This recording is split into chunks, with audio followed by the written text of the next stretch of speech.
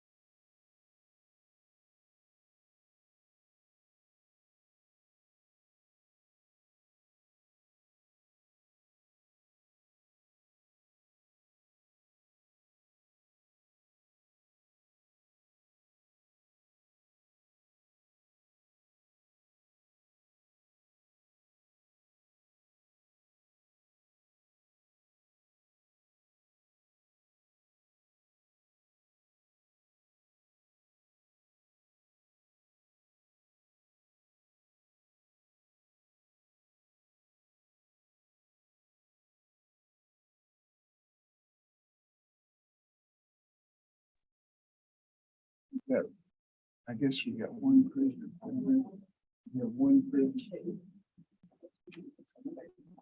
Okay. We have two transported prisoners today. We're going to call Michaela Beatty.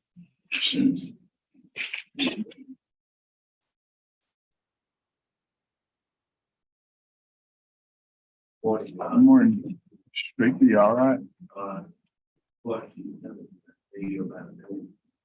Yes. Let's go off the record here just for a second. Go wait a second.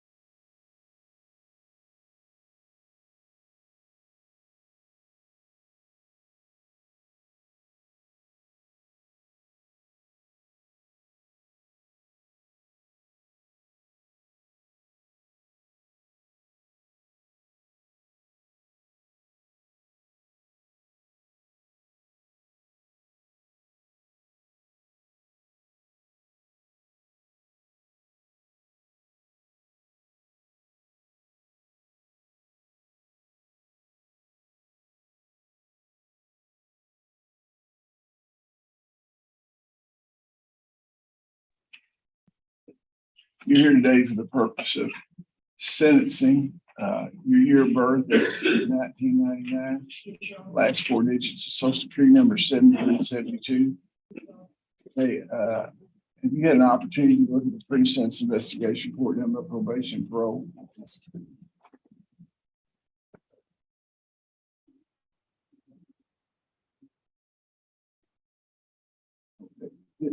Give them this one. I cannot sentence her unless she's had an opportunity to review that. Well, no, just take her in one of those side rooms back there. The bailiff will show you where to go. Okay.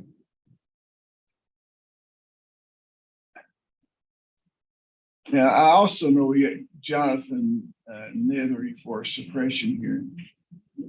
I have to show additional witness. Okay. Okay, let's bring Jonathan Nethery out.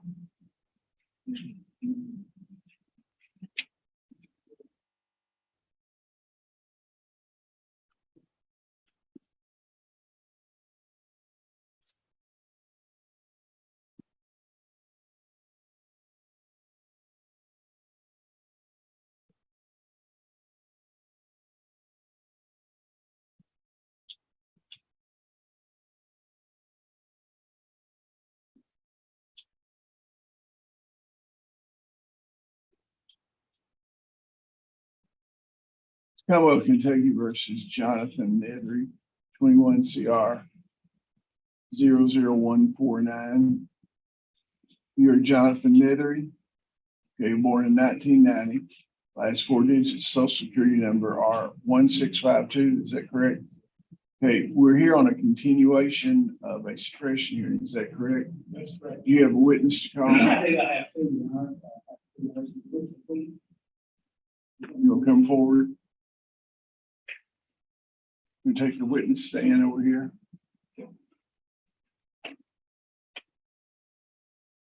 want to raise your right hand. Swear the testimony that you're about to give is the truth, the whole truth, and nothing but the truth. Have a seat. Lean forward into the little black box in front of you there and state your name. Okay. Where are you employed in Sweden? Cumberland County Hospital. How long have you worked there? What's your position? I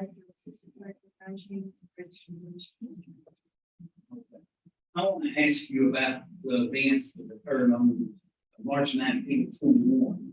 Were you able to chief read or observe Jonathan Nethery? And could you explain to the court what you did and how long you were with him? Was called to the emergency room to assist for an NBA, and he came in on the stretcher. He was restrained with a C-collar on the spine, and I assessing violence and his orientation. You need to speak up a little bit, please. Started an ID on. Just waiting for the documents. Now, so about how long were you with me? More than a few minutes? Okay. More than that, okay. During that time, how was he oriented? Was he conscious? He was, Was he alert? he was alert. Was he able to respond to you when you asked him questions? I asked him questions and he was able to respond and he didn't answer questions. Very good. Was he verbal? Say anything? He was upset, crying, and he, I don't remember what he said, he was a little bit, I shouldn't say anxious. Angry. Fearful. When you were serving in the emergency room, did you place in the room? He was in the emergency room and we had placed him in a room called procedure, which is one of our emergency rooms. Did you ask him any questions concerning his treatment? He was in pain or anything like I that? did. Did you get him response? He did complain of pain in his head. He had a laceration to the top of his neck and back of his head. He complained of abdominal pain and maybe some leg pain. And you said if there were some questions he wouldn't respond to. He wouldn't answer any questions at first, and then after a little while, he calmed down and then answered questions. And so there was a change in his demeanor. At some point in time, he was more upset. And irritated than he was later. Is that correct? Yes, I don't have any other questions. Mr. Cross, would you like to inquire? Thank you, Ron. If we said you gave an IV, started in my, what did that consist of? I don't recall, it may have just been that long where you just started to keep the vein open. Sure. Was he given any medication initially there, or do you know? Not like, Okay. Now, he was brought in by emergency medical people on a stretcher, and you said he was restrained on the. Was he taken to that other room immediately, or did you triage him out front and then send him? no, when I arrived in the emergency room, he was in the procedure room, so he was placed there on arrival. In this, on the city. Who was in there with you, if anyone, when you went into the procedure? I don't know. I think I was there. If I can remember right, I believe I was in there when they were bringing him, so I followed the stretcher. Because when the accident happened, they called for backup, so I was over there waiting. I believe I followed the stretcher, but I can't recall. Basically, what initial questions did you inquire of Mr. Nedry that he did not answer? Well, I asked him if he remembered what happened, where he was just trying to establish a neurological assessment. Asked him if he had any pain. He did answer that question. He told me he had pain in his head and then his abdomen. I believe he said it was more legs, but I'm not sure. So he answered that, which he never did tell me what happened. He remembered what happened. And then he was crying.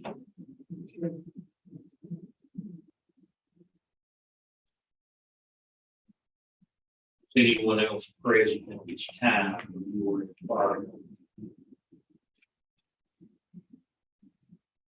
No, there was someone else in there with me during his stay there, but I don't know if they were there when I was asking questions.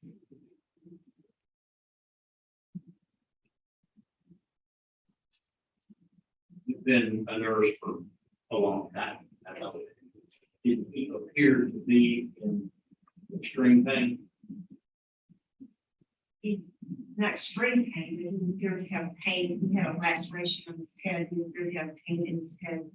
he appeared to have pain in his abdomen. And then he was uncomfortable because he's lying on the spine board with the C column, so he couldn't move. So I knew like that's causing his comfort also. Did his degree of responsiveness appear to increase or decrease during the time he was there in the hospital? If you can answer that. I will not think things. Okay.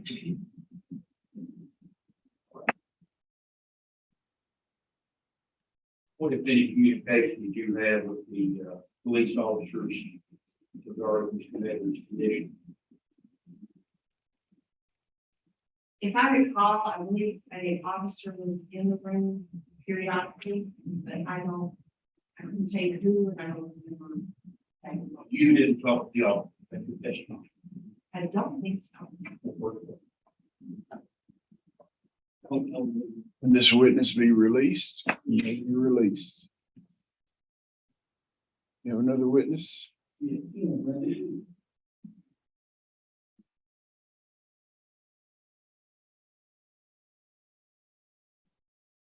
We'll come around to the witness box.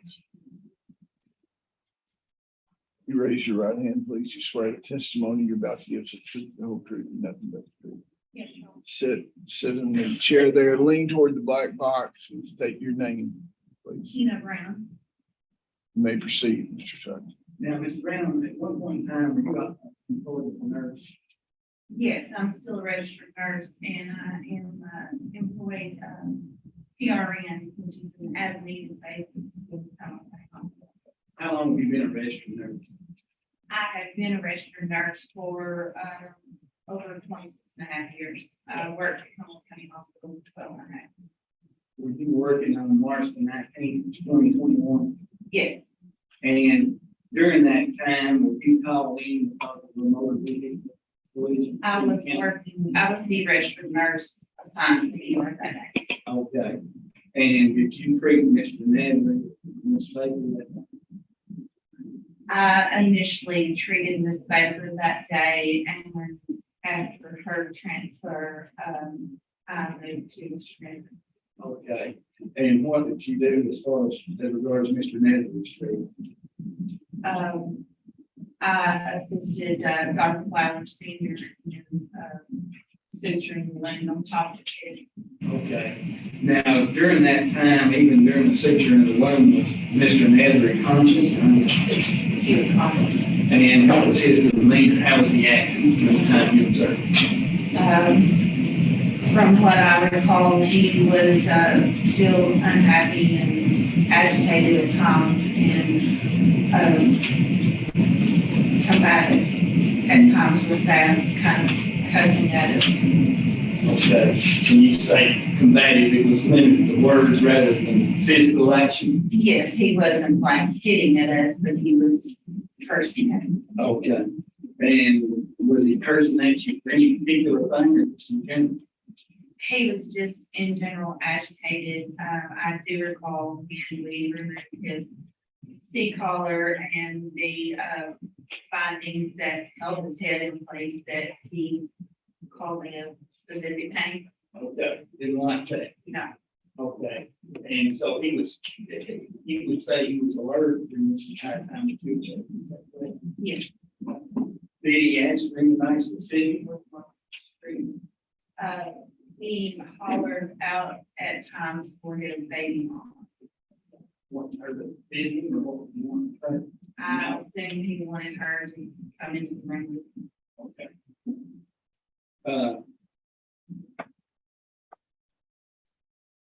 About how long did you observe? Probably 30 minutes.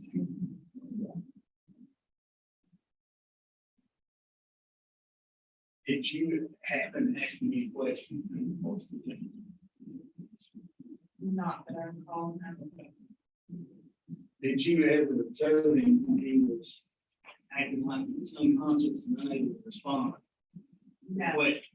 no, I was probably. The time you saw him, he was never unconscious or fainting. No, Okay. I have no other question. Mr. Cross,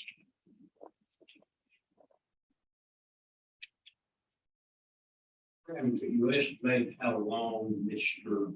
Nedry was in the ER or the procedure room before you encountered him?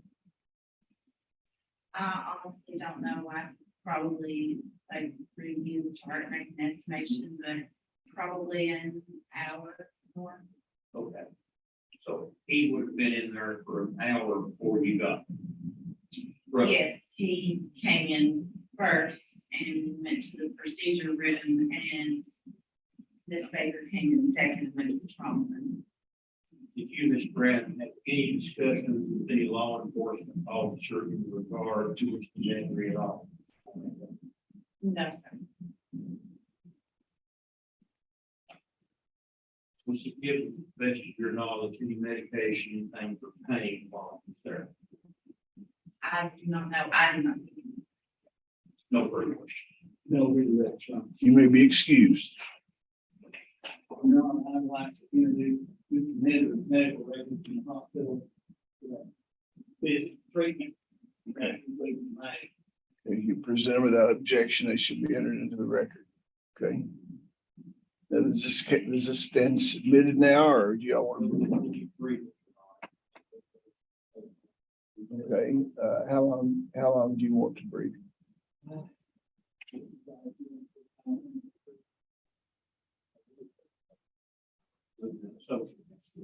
30 days. Simultaneously brief 30 days, you can have 10 days rebuttal each one of them. Okay, thank you. Would you like to take it down, February or on or?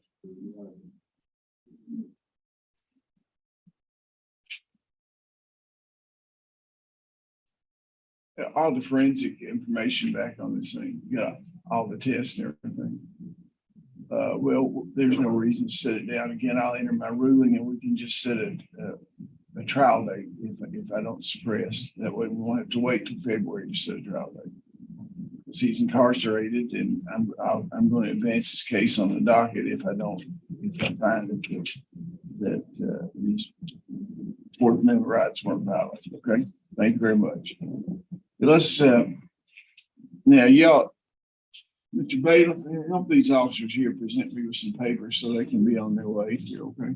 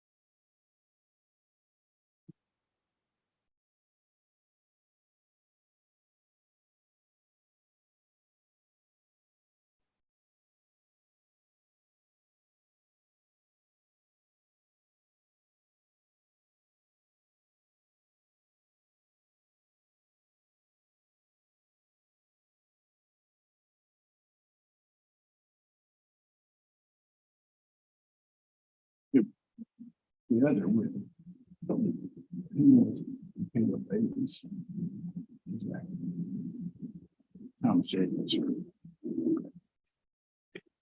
Are you ready for Michaela Beatty now?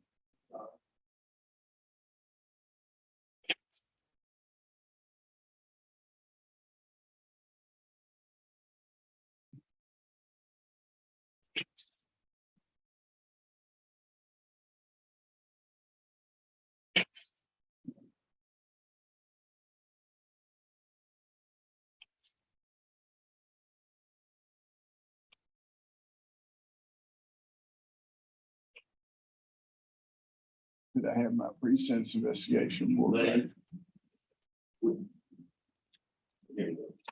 We don't.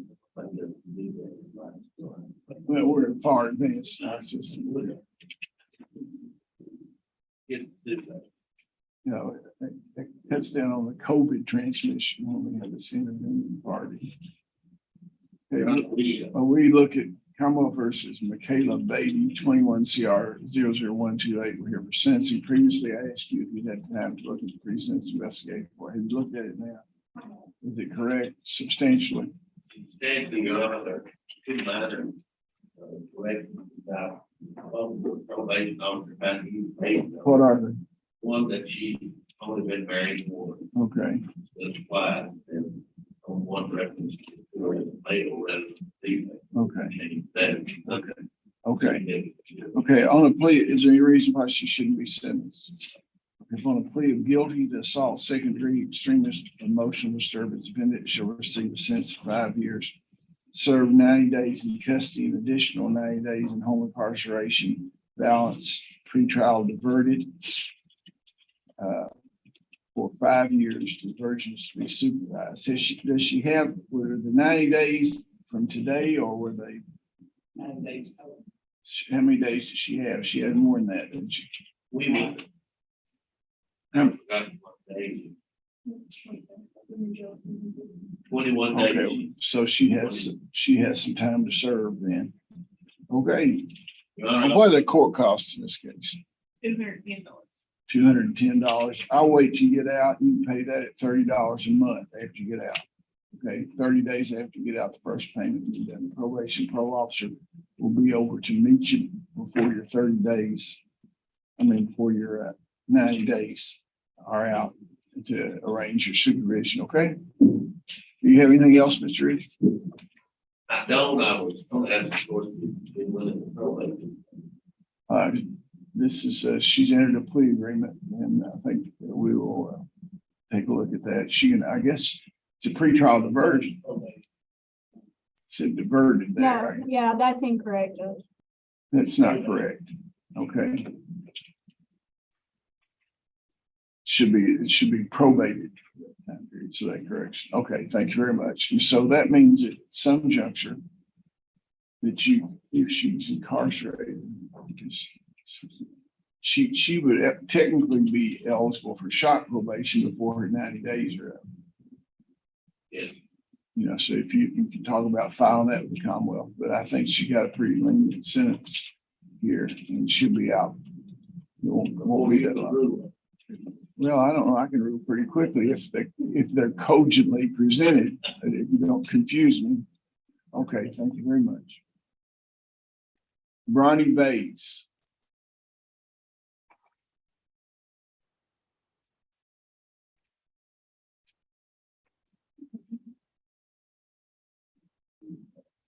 Commonwealth versus Bronny Bates, 22 CR 0026. Are you Bronny Bates?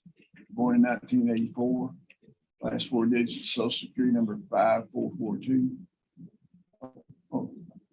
What do we have in this case? No, we're on just about ready to set a trial. I've had one witness been on vacation, expert witness, I've got to confer with Friday. So I'm not back for the pre-trial, so we'll probably ask for a trial. Okay, well, we don't have to wait till next time. As soon as you get that information, y'all can get a hold of me. It's not a substantive sort of thing that we have to have a defendant present. Okay, well, we can try it pretty quickly. Okay. I'll schedule him to come back on December the 15th, just in case you need a pre-trial, but we'll probably schedule it if everything's in order in early January sometime. The trial will be in January. Thank you. Jason Bowers. Well, versus Jason Bowers.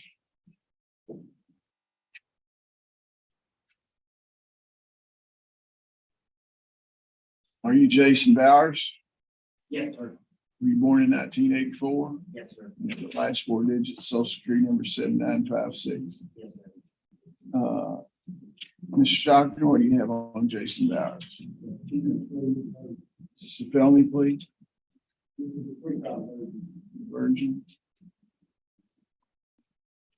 Mr. Bowers, a motion has been tendered that says you wish to enter a plea today. Is that correct? Yes, sir. Are you currently under the influence of drugs or alcohol? Is this plea freely and voluntarily given? Yes, sir.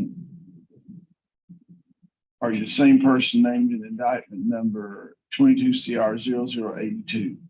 Yes, sir. Is your judgment impaired today in any way? Have you discussed these charges with your attorney? Are you satisfied with the advice of your attorney? Have you reviewed the evidence the Commonwealth has against you? Do you feel like you're fully informed about the case? Do you understand that you do not have to plead guilty? You have certain rights under the Kentucky and United States Constitution. Before I can accept a plea, I need to know that you understand those rights. I'm going to go over the rights, and at the end, I'll ask if you understand them, okay? You have a right not to testify against yourself. No one can make you say anything. The right to speed trial by jury. Right to be represented by counsel at your jury trial. The right to confront and cross-examine all witnesses called against you. Right to produce evidence. Right to call witnesses in favor. Have process issue. Compel their attendance. The right to appeal this matter to higher court if you lose. The right to cry to Commonwealth proving under reasonable doubt that you are guilty of the charges against you. You understand that enter your guilty plea today that you give up those rights. You understand that? Okay, now I may consider the Commonwealth's recommendation by may applying sentence, any range of sentence provided by law. I do not have to accept it. In the event I do not accept the recommendation and decide to impose a harsher sentence, you have a right to withdraw your plea. I've asked you a few factual questions here. Have you been previously diverted in the last 5 years? Do you have any felony convictions in the past 10 years? Are you currently on probation? Do you understand that if you fully complete the diversion column, the charges will be dismissed? You understand that dismissed pretrial diversion? You understand that if you do not successfully complete the diversion, you could be brought back in front of the court, and this court could schedule a hearing, could revoke your pretrial diversion, schedule a hearing. You understand that? Okay, you step to your left, both of you here. Ms. Gordon Anderson, what is the Commonwealth's recommendation? Plead guilty to the 14 days of the first degree, the 5 years, pre-trial diversion for 5 years. Diversion is to be supervised. The defendant is to attend a non-fact counseling as regards to alcohol addiction. Then agrees that no firearms allowed in possession during the period of this diversion, and that it shall pay court costs for discretion of court. Let him get in the center there if you don't mind. Okay. Is that your understanding of the Commonwealth's recommendation? Yes, sir. Has anyone, including your attorney, offered you any other benefit or threatened you in any way? No. Are you pleading guilty of your own free will because you did do the act that you charged? Yes, sir. Knowing your constitutional rights, have explained to us it's still your desire to give up those rights, enter a plea, and allow the court to fix the punishment in this diversion agreement. Yes. Is that your signature on there? Yes. Okay, I will accept the plea and the agreement. I'll sign it today. You'll need to meet with a probation and parole officer right over there. $240. $240 court costs. The first payment of $30 would be due 30 days from today, $30 every month for you finish it, okay? Yes. Thank you. Yeah. Billy Fairley. You can come on in. What you been there? Why? They said y'all was cold. I'm not cold. It's just looks fine. Hey, if you get it back, hey, James. that's okay. You can get it warm in the back room back there. Did you call him, come up here? Who was it called? See if I can find anybody that looks suspicious looking at calling janitorial staff. Mr. Hunley's looking suspicious. Was it you, Mr. Hunley? There he goes. Now, was that admission? You think that was admission against English?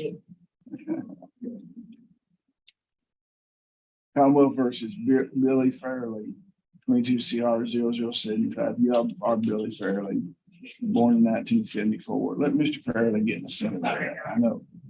The last 4 digits of social security number 4246, Mr. Fairley. You had an opportunity to look at this pre-sentence investigation report by probation and parole. Is it correct? Okay. Counselor, is any reason Mr. Fairley should not be sentenced? Upon a plea of guilty to flagrant unsupport, Mr. Fairley shall receive a sentence of 5 years, probated for 5 years, to finish and make monthly payments at the rate of $500 a month to be paid to Cumberland County Child Support Division. First payment This will be on before December 1st and the first of every month thereafter. The specific finding, he owes $31,683 as of October 14th. And the defendant agrees the probation period shall continue until paid in full. The court costs are how much?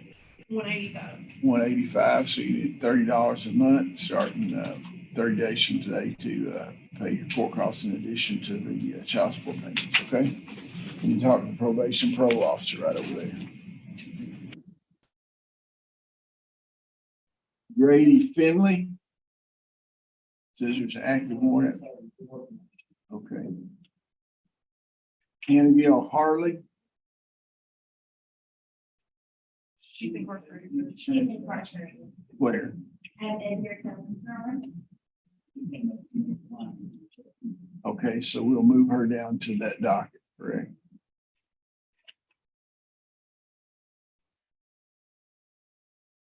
Richard Hubert.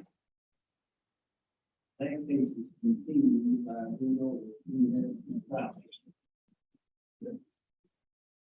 Continue to December 15th. Okay. Melissa Logston. Melissa Logs. She before the court.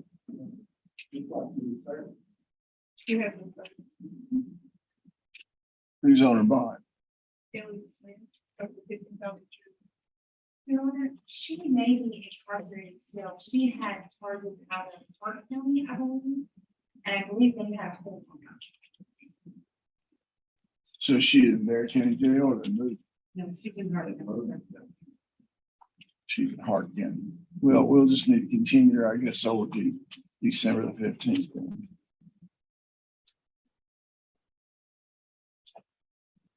Stanley Michael.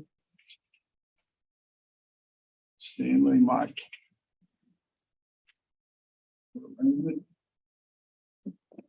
She's got the file.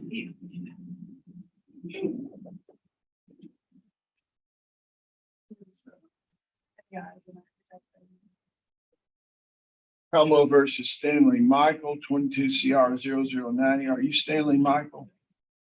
Born in 1968. Last four digits of your social security number 3511. You're here today for the purpose of arraignment. I've looked at your financial disclosure and it appears to me that you are qualified to be appointed a public advocate, so I'm going to do that. Your Honor, I represented Mr. Michael in district court as well. He indicated to me today that he was hiring John Bell, but he couldn't be here today. So Well, I'm going to let you do the arraignment. thank you.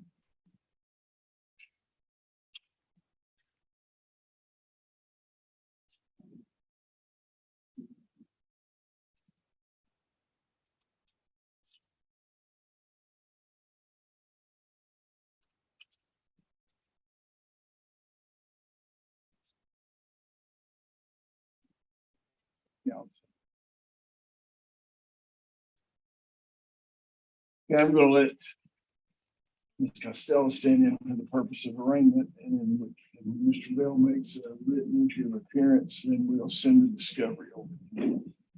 The grand jury of Cumberland County has returned an indictment charging you with possession of controlled substance in the first degree, possession of drug paraphernalia, public intoxication, drinking an alcoholic beverage in a public place, and no lights on a bicycle.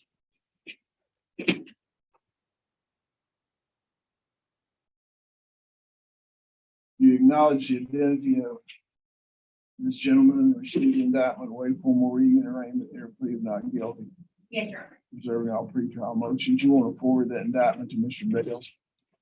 Yes. I will tell him, he represents somebody who has been noticed, and I'm not that one, so I'll wait until I get him. Why don't you contact Mr. Bell?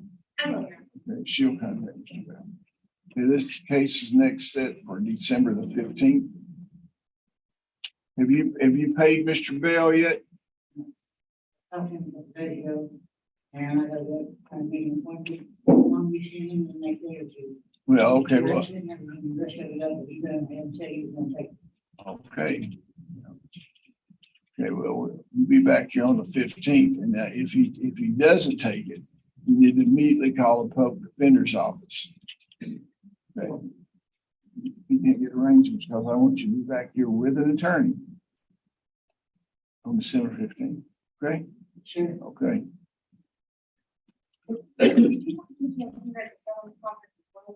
When is the settlement conference? December 9th, 1 o'clock. That's good. Good catch. Tell him both of those dates. Both of those dates are part of your bond, sir.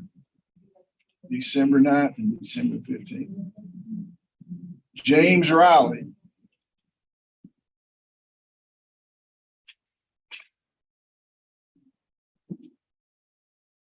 Commonwealth versus James Riley.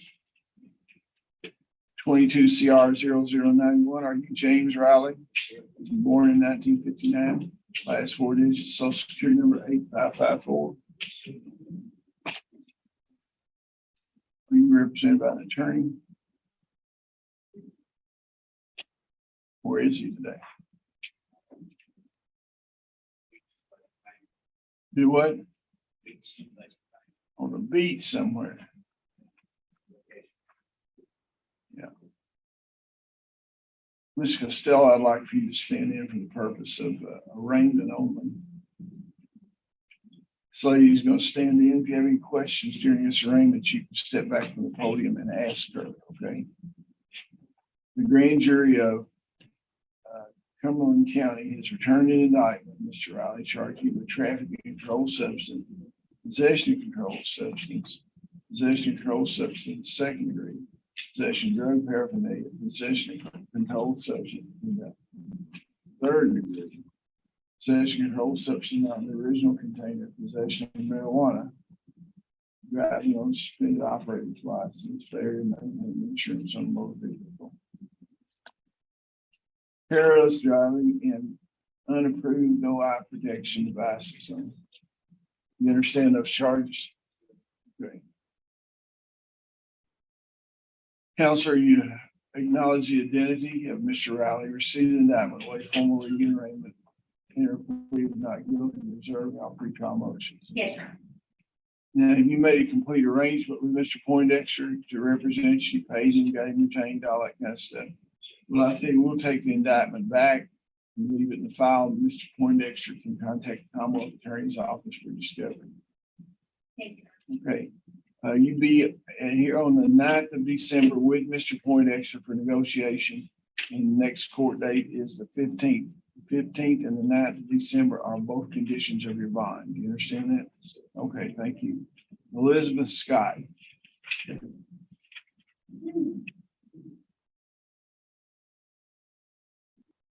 Commonwealth Kentucky versus Elizabeth Scott, 22 CR 0086. Are you Elizabeth Scott? Yes, sir. Born in 1992.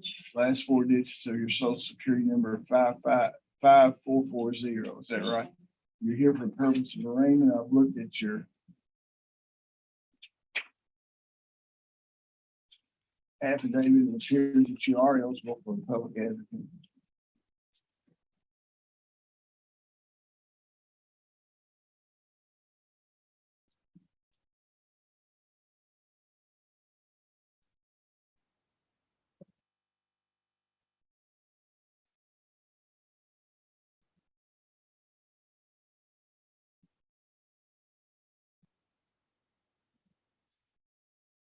You have the right to remain silent. The grand jury Cumberland County Attorney indictment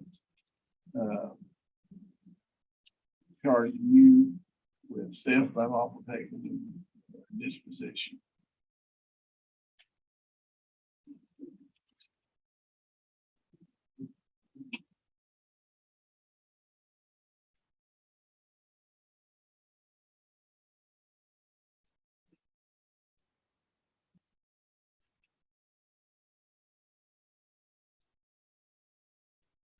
Acknowledge the identity of your client, receiving that with way formal reading arraignment and plea of not guilty or serving all pre-trial motions. I'm signing a reciprocal discovery order where they'll give you the evidence that prepare your defense. You'll be here on negotiation day on December 9th and back here in court on December 15th. Both of those are conditions of your bond. You understand that? Okay. William Spears.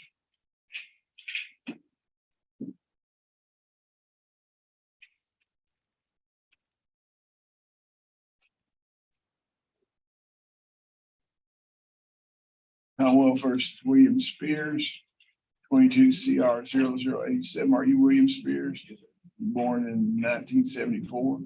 Last four digits of your social security number are 1612. Okay. You're here today for the purpose of arraignment. Do you have an attorney? Are you going to get an attorney? We'll need to do an affidavit on him. You go over here and do an affidavit.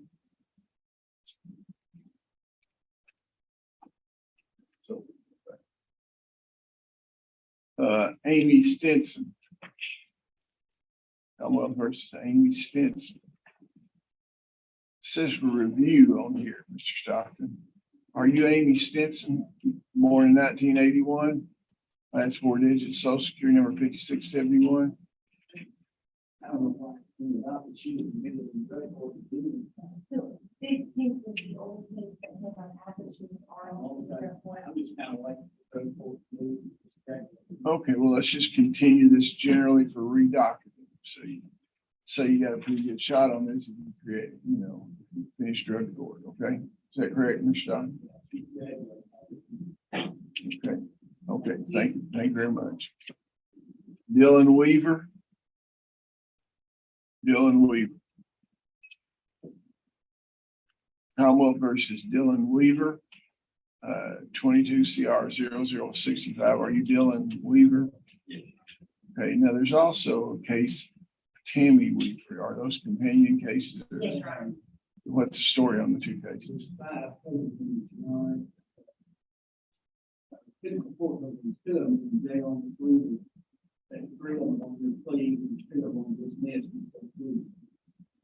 Okay, what's the story on Mr. Weaver here? If the others enter a plea, you're gonna do dismissal. Well, we'll just stay in the courtroom, see what happens on those others, okay? And Tammy Weaver, same situation on her. Okay. Commonwealth versus Tammy Weaver, 22 CR 0073. Are you Tammy Weaver? Give her some earphones. Take the earphones to them.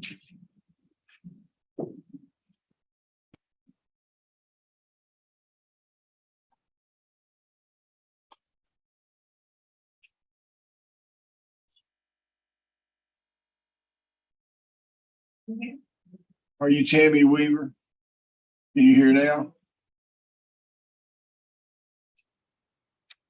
Well, you have to speak into the microphone for to see where they're working on.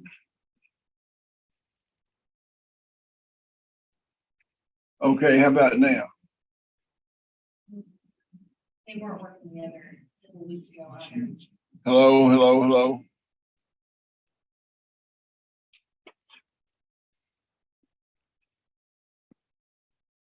Hello.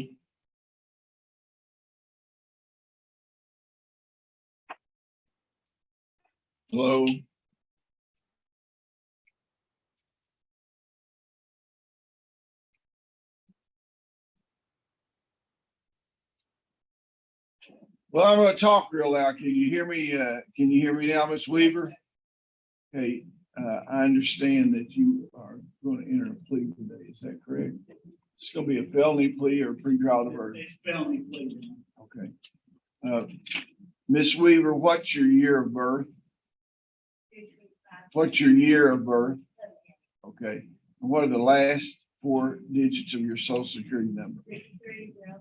Okay, a motion has been tendered that says you wish to enter a guilty plea today. Is that correct? Are you currently under the influence of drugs or alcohol? Is this plea freely and voluntarily given? Is the plea freely and voluntarily given? Okay. Is your judgment impaired today in any way?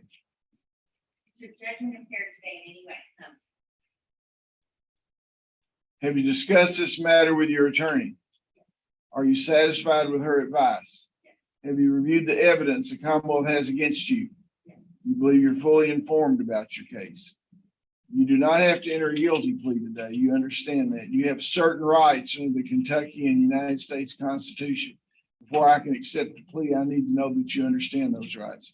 You have a right not to testify against yourself. No one can make you say anything. You have a right to speedy trial by jury, the right to be represented by counsel at your jury trial, the right to confront and cross-examine all witnesses called to testify against you, the right to produce evidence, the right to call witnesses in your favor, the right to appeal this matter to a higher court if you lose, and the right to require the Commonwealth to prove beyond a reasonable doubt that you're guilty. You understand by entering a guilty plea today, you give up those rights. Now, I may consider the Commonwealth's recommendation, but I may apply any range of sentences provided by law. I do not have to accept the recommendation.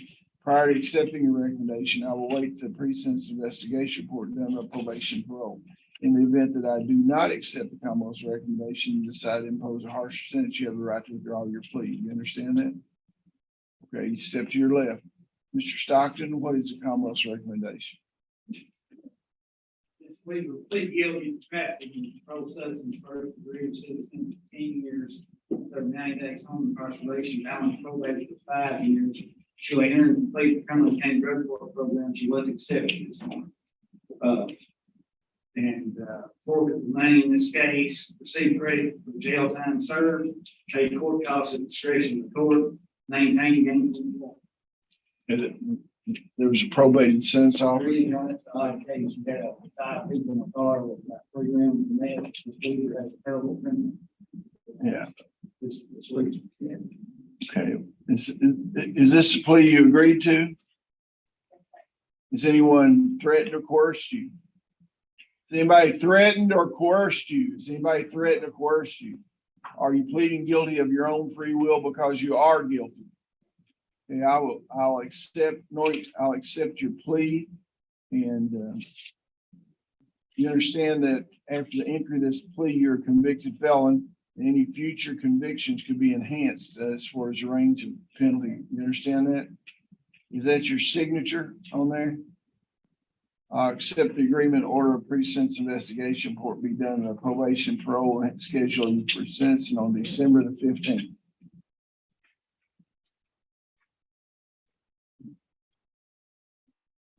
Now we have Mr. William Spear. See his affidavit.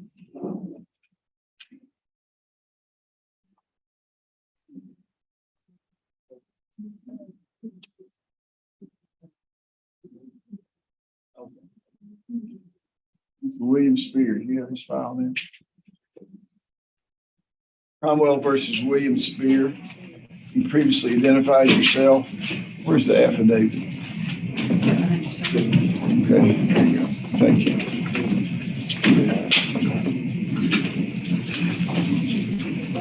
Mr. Spear, you don't have any income at all? You don't have any income at all? How do you live? Well, I know, but where are you getting money for food and gas, and car and stuff? My father and my brother. Why aren't you employed? I'm proud of you.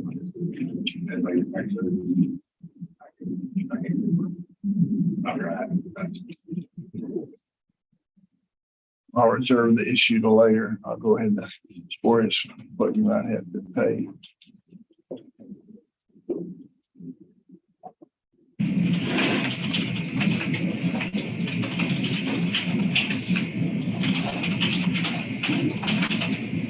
You have a right to remain silent. The grand jury of Cumberland County has returned an indictment charging you with possession of controlled substance in the first degree, tampering with physical evidence, possession of drug paraphernalia, failure to maintain insurance on the motor vehicle, equipment violation, no license, you're present, no registration plate, proper display of registration plate, failure to register, transfer a vehicle, and failure to use a seatbelt. You acknowledge the identity of your client receiving that waive formal reading and arraignment, enter plea of not guilty, reserving all pretrial motions. Yes, Your Honor. be at negotiation day here at 9 a.m. on December the 9th and back here in court on December the 15th.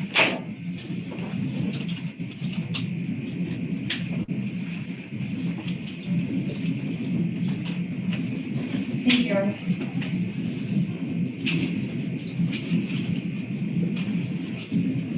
Yeah, I'm gonna take about a 3-minute break here while we set up to go online.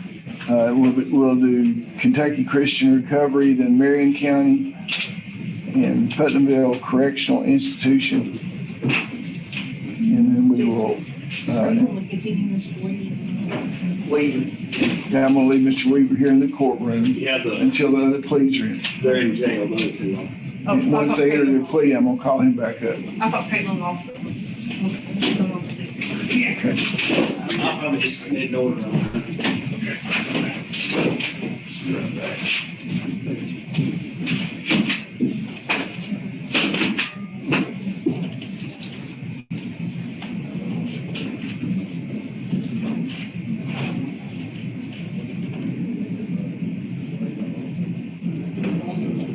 Just gonna try everybody over here. It's got to be something to do with that. I don't know. What to do that.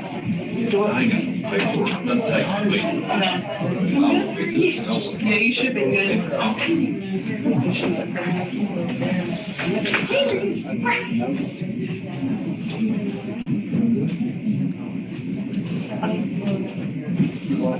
Have Jeremy talk.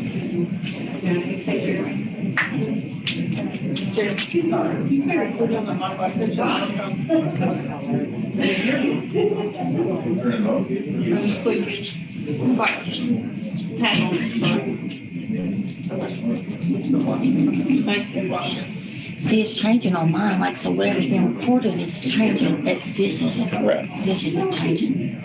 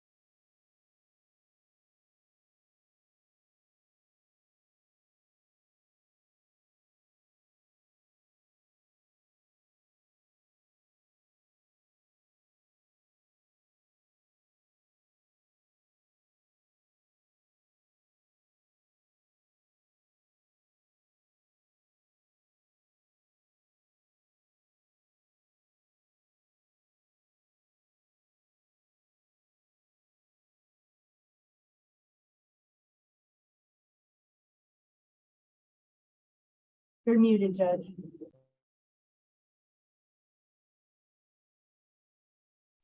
Kentucky Christian Recovery Center, are you on? That's the one with the screen up there, Judge. It says capable, that should be, K. Pulliam? Yes, sir. Are you Kentucky Christian Recovery Center? Are Yes, you there? sir. Okay. Commonwealth versus Kenneth Pulliam, 22 CR 0089. Mr. Pulliam, what's your year of birth? 6/24/73, Last four digits of your social security number. 3449. Okay, you're here today for the purpose of arraignment. Do you have an attorney? I don't know if Ms. Costello's representing me on this or not. Ms. Costello, did you represent him in district court? Yes, Your Honor. Okay. Him and the co-defendant Melissa Logston. Okay, well, I will continue that appointment. You're here today for the purpose of arraignment. The grand jury of Cumberland County has returned an indictment charging you with possession of a controlled substance in the first degree, operating motor vehicle under the influence, possession of drug paraphernalia, possession of marijuana, failure to maintain insurance, driving on suspended license, failure to surrender a revoked driver's license, careless driving, and being a persistent felony offender, operating a motor vehicle, fourth offense. Okay, will you take this back to Ms. Costello back here? Ms. Costello, you acknowledge the identity of your client, received the indictment, waive formal reading and arraignment, enter plea not guilty, reserving all pretrial motions. Yes, Your Honor. Okay, what do we have here, Mr. Stockton? Well, I think what we need to do is set this for December the 15th, get Miss Logston arraigned, then set both of them for negotiation day. December 9th. Yeah, I would just set Mr. Pulliam for the 15th, and then I can give him and Miss Logston both a negotiation day at the same time since they're co-defendants. We had to pass her case because she was in the Hart County Jail, so I'd like to keep them together if I could. Well, I mean, you want to skip the December 9th negotiation day? Yes, I do for Mr. Pulliam. You want to skip it, is what you're saying? Yes, since he's in rehab and I don't have the other co-defendant before the court. Okay, the next court date will be December 15th. Now, what are the conditions of this gentleman's bond?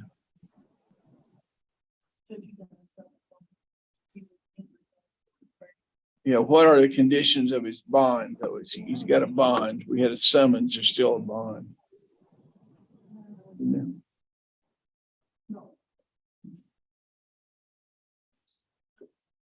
Well, as long as he's in the, is there a bond set on this?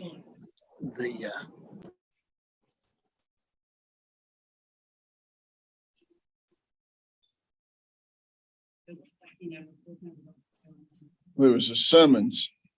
So I'm going to set what I'm going to do is as long as you're there in the rehab, you're all right. If you leave the rehab for any reason, you need to report to the Adair County Jail, and I'll set a bond, a $15,000 surety bond with curfew on it. You understand that, Mr. Pullen? As long as you're there in the rehab, you're fine. If you leave the rehab, you need to report to the Adair County Jail. You understand that? Yes, sir. Yes, sir. Okay, December 15th is your next court date. Okay, thank you very much. Marion County Detention Center. Marion County Detention Center, there you are.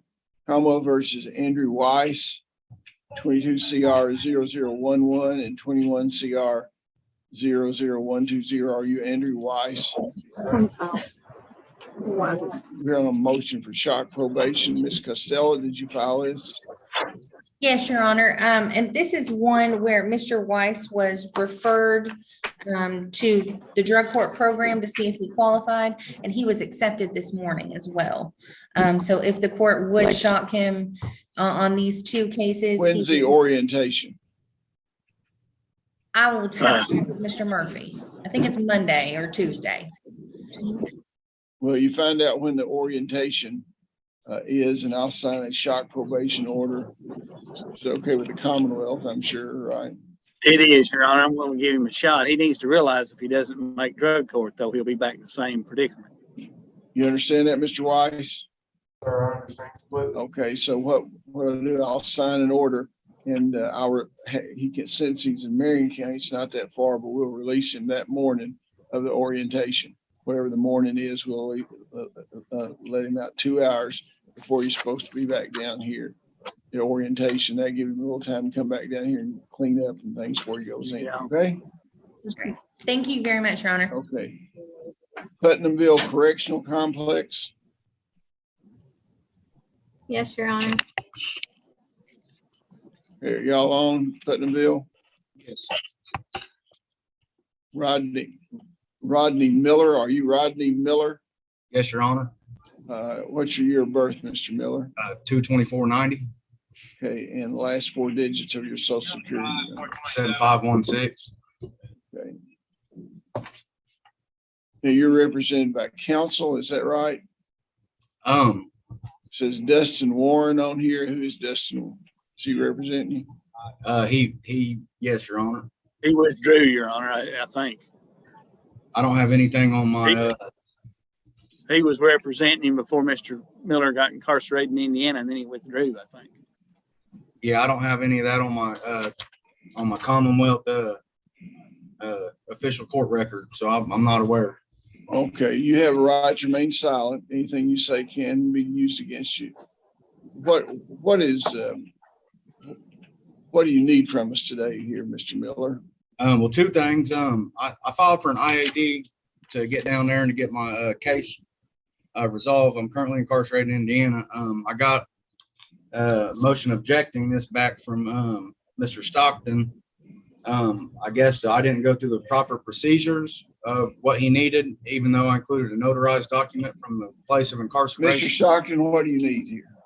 Well, he's filed it correctly now. We contacted the institution last time and he didn't have the right forms down. So we're in the process of answering his petition.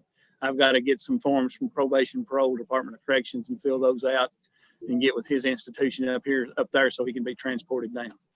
So he'd be transported to the Dare County. What are the underlying charges, Mr. Stockton? It's a receiving stolen property over $10,000 and possession of meth. And Mr. Miller, you waived extradition and desire to come back to Kentucky. Is that correct? I want to get to Kentucky, yes, as soon as possible. Did you waive extradition? Are you waiving extradition and want to come back to Kentucky? He's since he's a state inmate, Your Honor, we've got to go through the interstate agreement on detainers, and he's filed the right I forms. know, but I'm going to I hope ask the institution where he's at has those, so I'll Yeah, have to file and make arrangements. I'm aware of that, but I want to know if he's waiving Your Honor, I'll waive extradition. my Okay, I just want to get that on the record that he's cooperating. Okay. Okay, well, they'll send the documents up here, and I'm going to hopefully set your case for December 15th. Hopefully you'll be back down here by then. Okay, and I have another request. You guys are actually holding my girlfriend and my co-defendant on the exact same charges. And Well, no, you can't bring that up. Is she on the docket, Mr. Stockton? She is. We have a Okay. plea on her.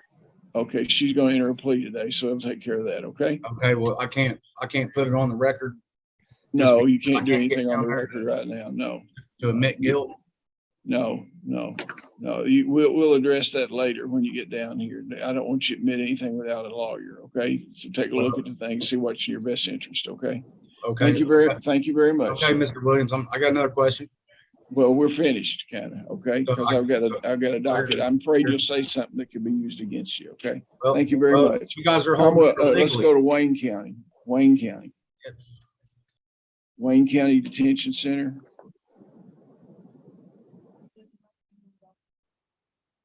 Yes. Wayne County Detention Center, Commonwealth versus James Abbott. Sir? Are you James Abbott?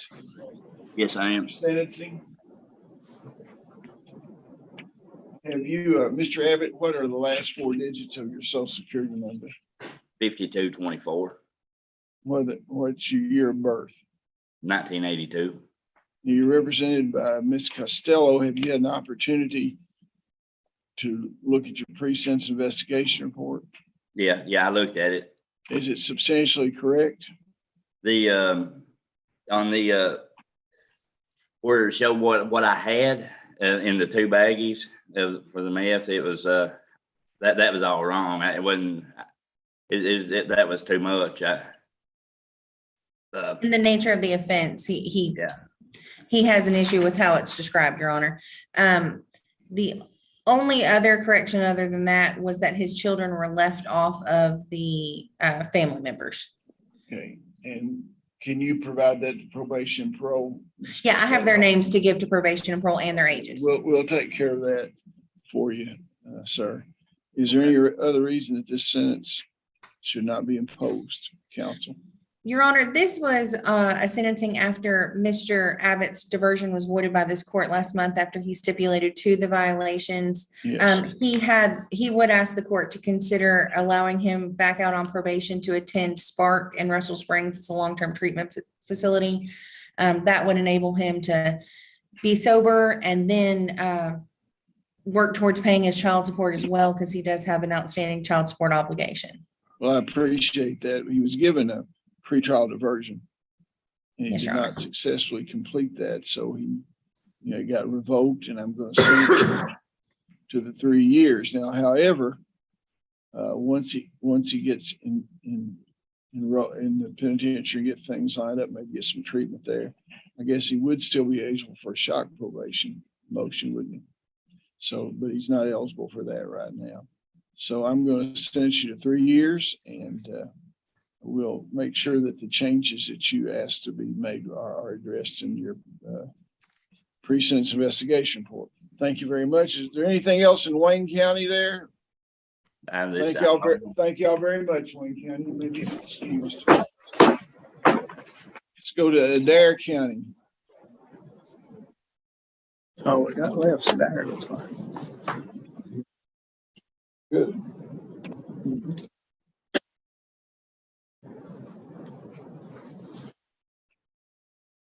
Got 7 minutes before Adair County's supposed to start, but if they're on there, we can get started, I would suppose. Adair County, it's Commonwealth versus Donnie Branham. Commonwealth versus Donnie Branham.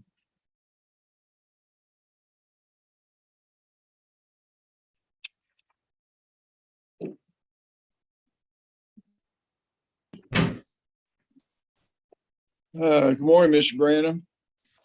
It's Commonwealth versus Donnie Branham. Y'all, Mr. Branham, you were born in 1981. Correct? Yep. Yes, sir. Last 4 digits, your social security number 3753. Sir. Hey, Sabina, 151, they first sugar check. 3753. Yes, sir. Okay. Have you had an opportunity to look at the pre-sentence investigation report done by probation and parole? Your Honor, we take no exception to the report. Okay. Substantially correct. Mr. Cross, is there any reason this gentleman should not be sentenced today? Mr. Cross, is there any reason why this gentleman should not be sentenced today? Okay, you shall receive 3 years, serve 90 days in jail with a balance probated for 5 years, and shall run consecutively, however, to Cumberland Circuit Court 18 CR 0069. You shall complete a long-term rehab to be scheduled through probation and parole. And how many days does he have in now? I believe he's got 20 days, Your Honor, and there is a problem with the rehab, and Mr. Stockton and I have discussed that he's ineligible for rehab because he's been so clean for so long. So I think Mr. Stockton I'm going to request probation, and Mr. Stockton's position may be stated on the record. Your Honor, for the court, since he's not eligible for rehab, I just let him stand submitted for supervision, so he shouldn't have any problems. If he does, I'll bring it back in front of the court for revocation. And he will be revoked. Has he served his 90 days yet? No, I don't think so. I think Mr. Stockton's willing to release him at this point. Let Mr. Stockton say what he's willing to do. No, I was going to release him to rehab, but since he's not eligible for rehab, I guess he'll just have to do his 90 days. because he's getting a big break on this case. He could have been revoked. How and many had- days does he have in now? So he's got 115 days in now, according to That's probation. total custody credit. I don't think that's on this last sanction. I don't think he's been in no 115 days just here He recently. says it's not on the is it on this last sanction? Your Honor, if I may state our Wait agreement. just a second, wait, Mr. Cross. 21 days on since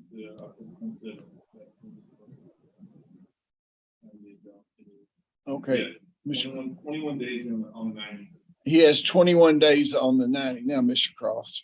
Your Honor, Donnie was supposed to do 90 days and then go to rehab. They'd agreed to try to get him in earlier, and so he wouldn't have to do the full 90.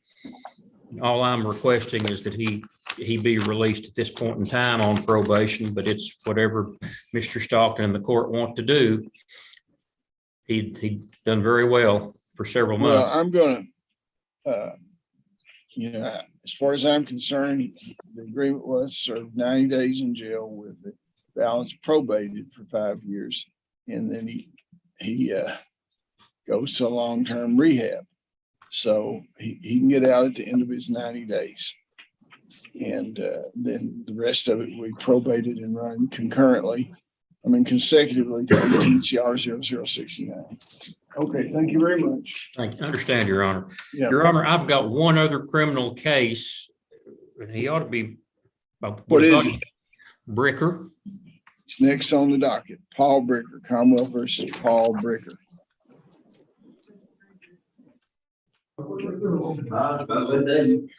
Commonwealth versus Paul Bricker.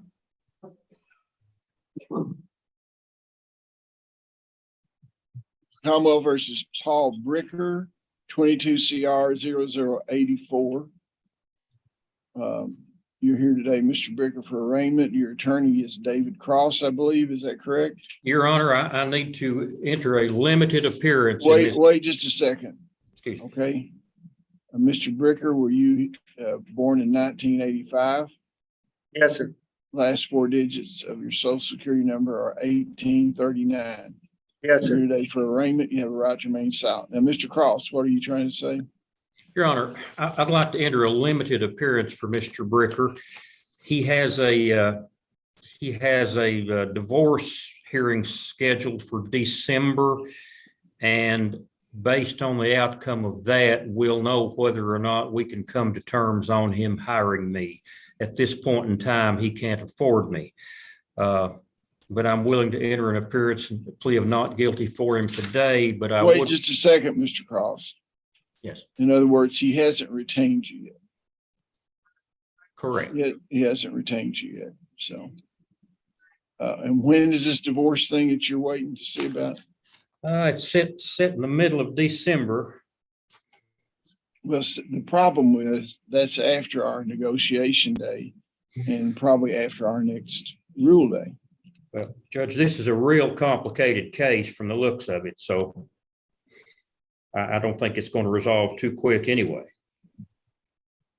It doesn't appear it's going to resolve it all if we have,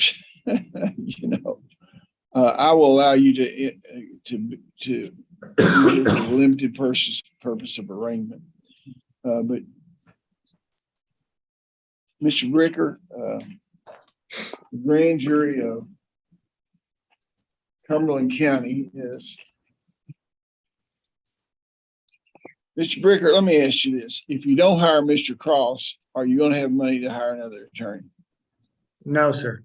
Okay, well, I'm going to go ahead and do an affidavit and get public advocacy, on this case. We'll have an affidavit done. Mr. Cross, I will go ahead and appoint public advocate.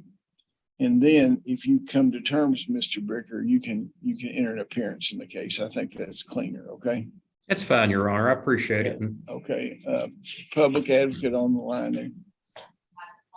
Mr. Bricker, the grand jury of Cumberland County has returned an indictment charging you with rape in the first degree, incest with a vulnerable victim, rape in the first degree of vulnerable victim, incest vulnerable victim, unlawful transaction with a minor first degree, strangulation, terroristic threatening, rape, first degree, vulnerable victim.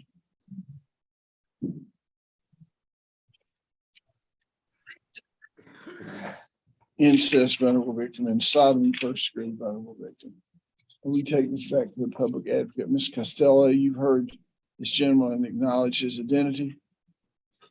Do you, the indictment's on the way back to you. Do you acknowledge receiving that way formal reading and waiver and reserve your pretrial motions? Yes, Your Honor. Okay, Mr. Bricker, copy of indictments back there. There's some limited discovery. What does the Commonwealth have to say about a time frame? Are there forensic evidence is going to be any? I don't know that there will be. Basically, this is the testimony of the children, so I don't Okay. know that there'll be any forensic testing. Okay, well, we'll set this for a pretrial, I mean, the negotiation day on the 9th and a pretrial on the 15th, okay? And Ms. Costello, if it appears that Mr. Bricker made progress as far as private counsel before then, you can inform Mr. Stockton. I'm sure Mr. Stockton will cooperate with you. After Mr. Stockton. Mr. Stockton. Yes, Your Honor. I said, if Mr. Bricker informs his counsel, he's definitely retained private counsel. You can accommodate the time schedule then, okay? We can. Okay, Denzel Burton. I'm going versus Denzel Burton.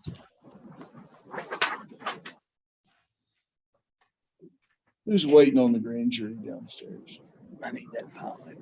Two burdens. Do what?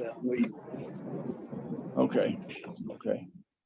Commonwealth versus Denzel Burton. Are you Denzel Burton? Yes, sir. You born in 1971? Yes. Last four digits of your social security number are 1609. Yeah. You're here on 22 CR 0058. Who's representing Mr. Burton? Patrick Lanham, Your Honor. Okay. We're here today for the pretrial conference. What do y'all have to say, Mr. Stockton? We have a felony plea, Your Honor. Okay.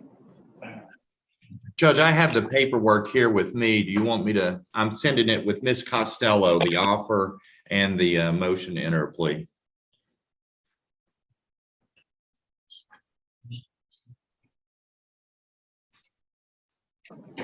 Where are you located, sir?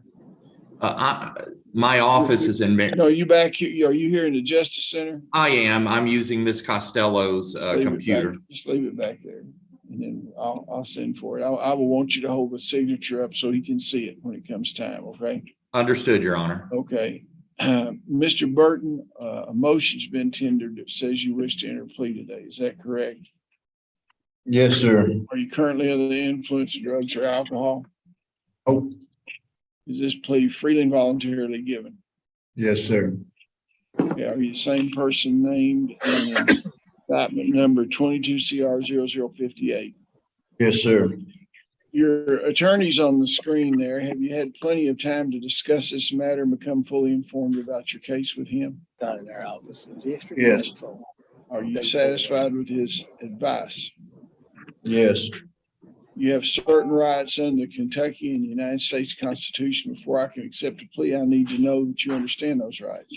You have a right not to testify against yourself. No one can make you say anything. Your right to speed trial by jury, your right to be represented by counsel at your jury trial, your right to confront and cross-examine all witnesses called to testify against you, your right to produce evidence, your right to call witnesses in your favor, your right to appeal this matter to a higher court if you lose, your right to call the Commonwealth to prove beyond a reasonable doubt that you're guilty of the charge against you. Understand that in a guilty plea, you give up all those rights. Now, I may consider the Commonwealth's recommendation, but I may apply any range of sentence provided by law prior to accepting your recommendation. Excuse me, I will order a pre-sentence investigation report to be done by probation. Well, in the event that I do not accept the recommendation and decide to impose a harsher sentence, you have the right to withdraw your plea of guilty and proceed to trial. Mr. Stockton, will you read out the recommendation? Sir, listen very closely to see if it's what you read to. Your Honor, Mr. Burton will plead guilty to trafficking and controlled substance, first degree, first offense, receive a sentence of 10 years, serve 6 months in jail with the balance probated for 5 years. He'll go to long-term treatment through probation parole if eligible. The $13 will be forfeited. He'll receive credit for jail time served, obtain gainful employment once he's released. Pay court costs at discretion of the court. Is that what you agreed to, sir? Yes, sir. Are you entering this guilty plea because you are guilty of as charged in the indictment or as amended? Yes, sir. Knowing your constitutional rights, do you agree to allow the court to fix your punishment within the range permitted by law? Yes, sir. You understand that after entering this plea, any future convictions could be enhanced as far as range or penalty under persistent felony offender law. You understand that? Yes, sir. Okay, counsel, will you hold that signature document up there so you can see? Is that your signature on there, sir? It is. Okay. Well, I'll order a pre-sentence investigation report and bring you back here on December 15th for final sentencing. Judge, Thank may I you. ask one question for Mr. Burton, please? Yes. He has, at this point, served, has 6 months credit on this case. There is a bed at this point at Jenkins Road to Recovery in Olive Hill. The bed is waiting now or whenever the court would release him. If we could have him there and he could be working as long-term rehabilitation. Mr. Stockton? I have no objection as long as we can get him sentenced while he's over there. And my understanding is will be as long as the court can do sentencing via Zoom, they will be available to do that. Okay, since he's got his time in, I will go ahead and sign this. We'll let him out on his own signature. And Judge, I'm showing I don't have it with me, but my office has said his report date is today. So he needs to be there today. I need a document. Oh, I will get that. I'm getting that back document here. sent to clerk's office. And so who's going to transport you over there, sir? I'm gonna have my daughter to come and get me. I talked to the guy on the phone today and he actually said that he could provide transportation if needed. Well, I just want to know who it is. I would, and your daughter's fine. What's your daughter? Alyssa Burton. Okay. Well, she can transport you over there. Okay. So I'll sign a document. She can transport you over there, but we'll need verification and you aren't to leave there before sentencing. Okay. If you leave there before sentencing, you need to report back to the Dare County Jail to await sentencing on the 15th. Okay. All right. Thank you. Yeah. Wait just a second there, Mr. Burton. Where is his package at? Yeah, we sent to jail, but we get to fill it out and get there and take it back. Okay, we're going to make sure that you get your pre-sentence investigation report package over to you today so you can fill it out because they'll have to have that to get you ready for your sentencing. Okay. All right. Thank you. Okay. Expect that. No problem. William Burton.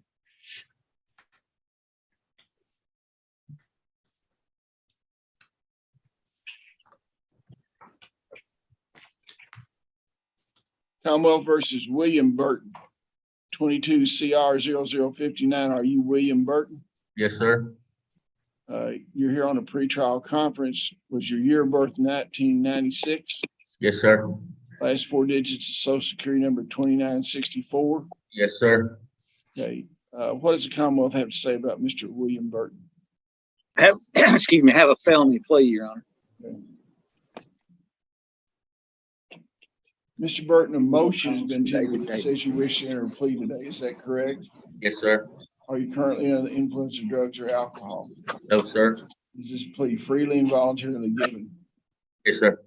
Are you the same person named for indictment number 22 CR 0059? Yes. Is your judgment impaired today in any way? No. Have you discussed these charges with your attorney and are you satisfied with his advice? Yes. Have you reviewed the evidence the Commonwealth has against you? Yes. Do you believe that you've been fully informed about your case? Yes. You understand that you do not have to enter a guilty plea today. You have certain rights under the Kentucky and United States Constitution.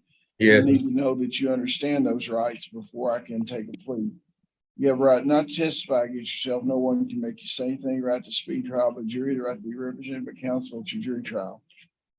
The right to confront and cross-examine all witnesses called to testify against you, right to produce evidence, right to call witnesses in your favor, right to appeal this matter to higher court if you lose, and right to require the Commonwealth to prove on a reasonable doubt that you're guilty of charge against you. Understand that by entering a guilty plea today, you give up those charges. Now, I may consider Commonwealth's recommendation, but I may apply any range of sentence provided the law. Prior to accepting your recommendation, I will wait the pre-sentence investigation report to be done with probation parole. In the event that I do not accept it and decide to impose a harsher sentence, you'll have the right to withdraw your plea. Do you understand that? Yes, sir. Mr. Stockton, you go ahead and read the plea. Listen very carefully. Yes, Your Honor. Mr. Burton agrees to plead guilty to trafficking controlled substance, first degree, first offense. Receive a sentence of 10 years, serve 6 months in jail. The balance probated for 5 years, supervised. He'll enter and complete long-term rehab, forfeit the money in the case, receive credit for jail time served, maintain gainful employment, and pay court costs at discretion of the court. Is that what you understood, sir? Yes, sir. Okay, well, we'll determine the court cost at sentencing. Are you pleading guilty because you did commit the acts charged in the indictment? Yes, sir. You understand that after this plea, any future conviction could be enhanced under persistent felony offender law? Yes, sir. If you hold, counsel, you hold the signature sheet up to I don't understand this, Kelly. Again, email. Is that your signature, sir? Yes, sir. Mr. Stockton, your microphone is on. No. Okay, well, I accept the agreement, order pre-sentence investigation report. Schedule a hearing on December 15th. I apologize for the interruption. There was an ongoing Allen County case that has been resolved and where a recent pre-sentence investigation has been performed on Mr. Burton. I'd like to submit that to the court, and if we could go ahead and have him sentenced today. Is he a state prisoner now? Judge, it was only for probation. It's a 20-year sentence in Allen County, but it was probation. And he's been incarcerated ever since then?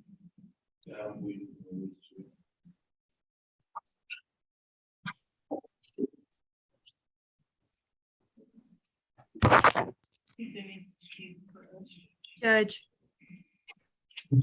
he had a PSI completed October 4th, 2022 for his Allen County cases, and he has been incarcerated since that PSI has been completed.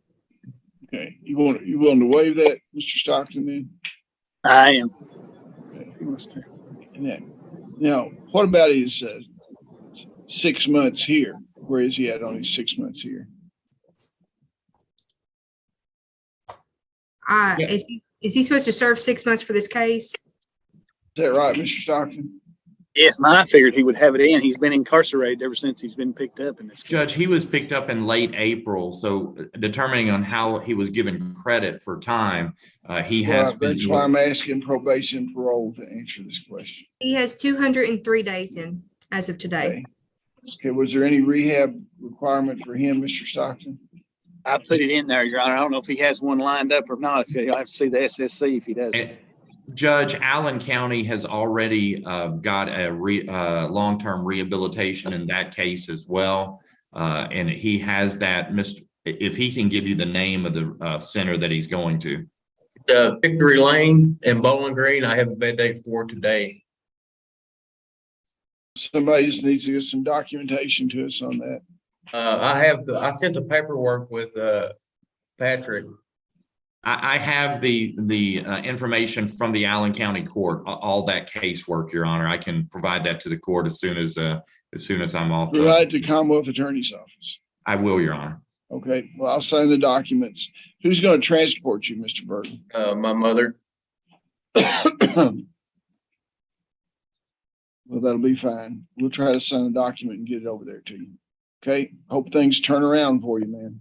All right, thank you. Yeah, Dale Cross.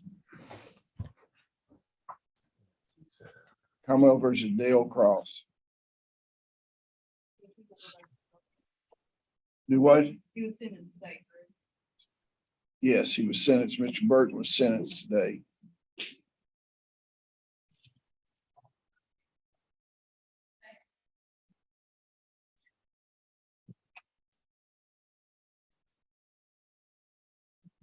Are you Dale Cross? Yes, sir. You born in 1958? Yes, sir. Last four digits of social security number 7749. Yes, sir. Okay, we're here on a probation revocation. Ms. Costello, y'all gonna stipulate? Your Honor, I have spoken to Mr. Cross. He does wish to stipulate. He would ask the court to allow probation and parole to have the SSE evaluate him and send him to long-term treatment if the court would allow. Mr. Stockton, what do you have? Well, Your Honor, he was on probation. He was released from jail. Once he entered his plea, and he never reported to probation. He was supposed to report April the 4th, and he never did, and they couldn't find him. So it's hard to help somebody's absconds for that long. Well, he would be eligible for a shock probation motion at some juncture. Is that correct? I'm going ahead and revoke his probation and allow him to begin to serve, and then you can take a look when he's eligible at a shock probation motion. Okay. Thank you, Your Honor. Thank you. David Davidson.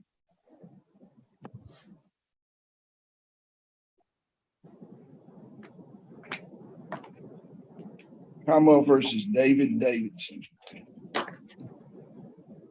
21 CR 0095. Are you David Davidson? Yes, sir. Okay, you're here on, born in 1968. Yes, sir. Last four digits, social security number 1972. Yes. You're here on a probation revocation. Okay, on here it says that you're represented by Joel Smith. Yes, sir, I was. Are you still represented by? Yeah, for sure. What do you have? We emailed it to Mr. Smith also, the motion to revoke. I've talked to Ms. Costello briefly. She's appointed, according to the sheriff, there's going to be some additional cases against Mr. Davidson. So I don't know if she's prepared to go forward today or not. Your Honor, Mr. Davidson appeared yesterday in district court on some of those new cases. I don't know if all of them, and had indicated there he was hiring private counsel. I wasn't sure if I was going to be appointed today or not on this action. Was that those cases were here in Cumberland County? Were they? Yes, Your Honor. Well, Mr. Davidson, are you going to get private attorney now, or you want the public advocate to represent you until then, or? I don't know for sure. Okay, well, I will just,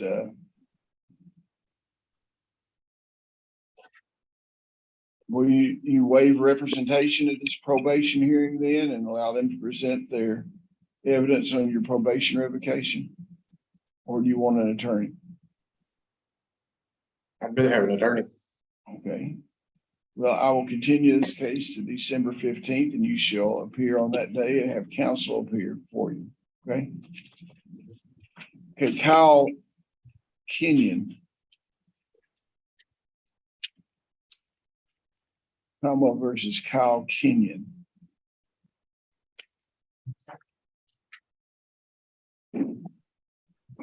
Are you Kyle Kenyon? This is 22 CR 0084. Mr. Kenyon, you're here for an arraignment. What is your year of birth, sir? April 19, 1999. And the last four digits of your social security number. 9714, 9714. Okay. You're here today for arraignment. You have the right to remain silent. Do you have an attorney? I represent Mr. Kenyon in district court, Your Honor. Yeah, I'll continue that representation. Mr. Kenyon, you have a right to remain silent. If you have any questions, we can make arrangements for your attorney to talk to you privately. The grand jury of Cumberland County has returned an indictment charging you with rape with a first degree, vulnerable victim, and sexual abuse first degree, vulnerable victim. You take that back to public advocate. You acknowledge the identity of your client and receive the indictment, waive formal legal arraignment, and plea of not guilty, reserving all pretrial motions. Yes, Your Honor. You have a negotiation day set on the 9th of December, and the next court date is the 15th. What's Mr. Kenyon's bond?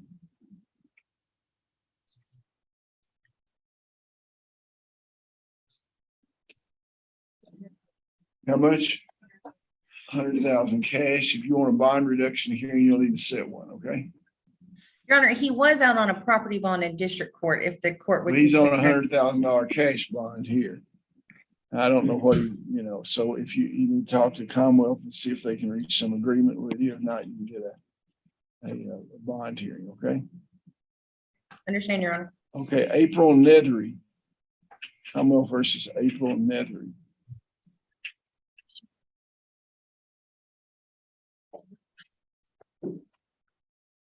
Commonwealth versus April Nethery. Are you April Nethery? Yes, sir. Okay, you're here today for sentencing, represented by David Cross. Is that right? Where is Mr. Cross? No, I represent Ms. Nethery, Your Honor. Okay, it was incorrect on the docket sheet. Ms. Nethery, what is your year of birth? 81. Okay, and the last four digits, your social security number of 5139. Yes, sir. Okay, have you had an opportunity to look at pre-sentence investigation report done by probation parole? Yes, sir. Okay. Is it substantially correct? Yes, sir. Hey, Counselor, is there any reason why this lady should not be sentenced today? No, Your Honor. There was the only correction, and I'm working with probation and parole about this, is it appears her jail credit may be off a little bit. She was at one time a state inmate, but it ended either in October or November sometime, and so she would have additional credit. Probation parole agree with that?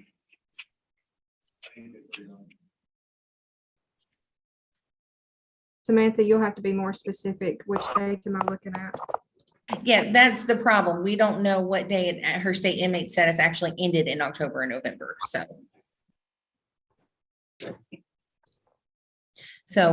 but I'll be working with Officer Foley Bell on that. She was discharged on November 1st, 2022 from Grayson County. She was also an MRS violator, which she was arrested on 5/24/2022. So from 5/24 to 11/1, she wouldn't receive any time. Okay, so she would get credit from 11/1 till today then? Yes, she can get credit for that if it's not on there. And that's what wasn't on there. Okay, yes, I can fix On that. plea of guilty to trafficking and controlled substance, first degree, 3 counts, and 21 CR 0039. The defendant shall receive 5 years on each count to run concurrently, 5 years to serve. Upon a plea of guilty, possession of handgun by convicted felon, 22 CR 00066. Defendant shall receive a sentence of 5 years.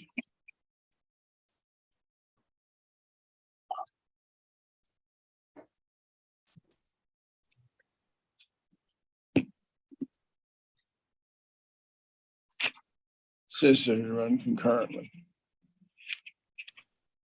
I'm not inclined to accept that. Mr. Stockton, tell me about this handgun. Well, she was in a room with her husband or significant other. I don't know if they're married or not, Deshaun Tucker. I believe it was Mr. Tucker's handgun. He handed it to her to take the blame, and she did take the blame for it. So what we're doing is we've got this plea where she's on this plea, and then Mr. Tucker is supposed to enter a plea to take a 1-year sentence later in the docket as regards the gun. Only the two of them knows whose gun it was, but that's my suspicions. And they have both chosen to plead guilty for it, Your Honor, and they are both taking time to serve sentences on it. What's she picking up for having the gun? Nothing. No, she's serving a 5. That's in part why she's serving a 5-year sentence, Your Honor. Yeah. You also had the trafficking case, Your Honor, was older, and she had already been serving a state sentence while that trafficking case made its way through the process. Yeah. So really that's been to her disadvantage because she could have probably had all this behind her, but because the trafficking case was so late, she's going to end up serving 2 state sentences now. Okay. Okay, well, 5 years, 21 CR 0039, 22 CR 0066 to run concurrently. Court costs is what? $290 each. I'm gonna merge the costs. Court costs $290, payable $30 a month, 30 days after release from incarceration. Thank you, Your Honor. Lake and Robbins.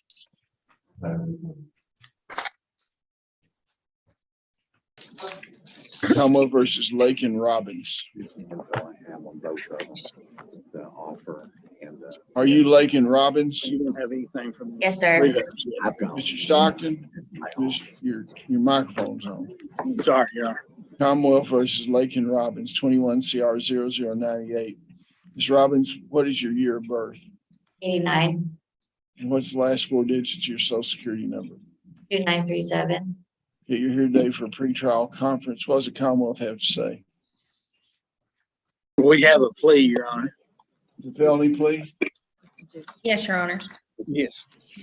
Ms. Robbins, a motion's been tendered that says you will plea today. Is that correct? Is that correct? Yes. Okay. Are you currently under the influence of drugs or alcohol? No, sir. Is this plea freely and voluntarily given? Yes, sir. Are you the same person named in indictment number 21 CR 0098? Yes, sir. Is your judgment impaired in any way today? No. Okay. Sir. Have you discussed these charges with your attorney and are you satisfied with her advice?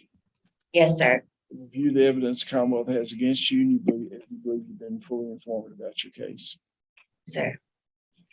You have certain rights under the Kentucky and United States Constitution. Before I can accept a plea, I need to know that you understand those rights. You have a right not to testify against yourself. No one can make you say anything. The right to speak trial by jury, the right to be represented by counsel at all phases of these proceedings, the right to confront and cross-examine all witnesses, call testify against you, the right to produce evidence, the right to call witnesses in your favor, the right to appeal this matter to higher court if you lose, the right to require the Commonwealth to prove beyond a reasonable doubt that you're guilty of charge against you. You understand that by entering guilty plea today, you give up those rights. You understand that?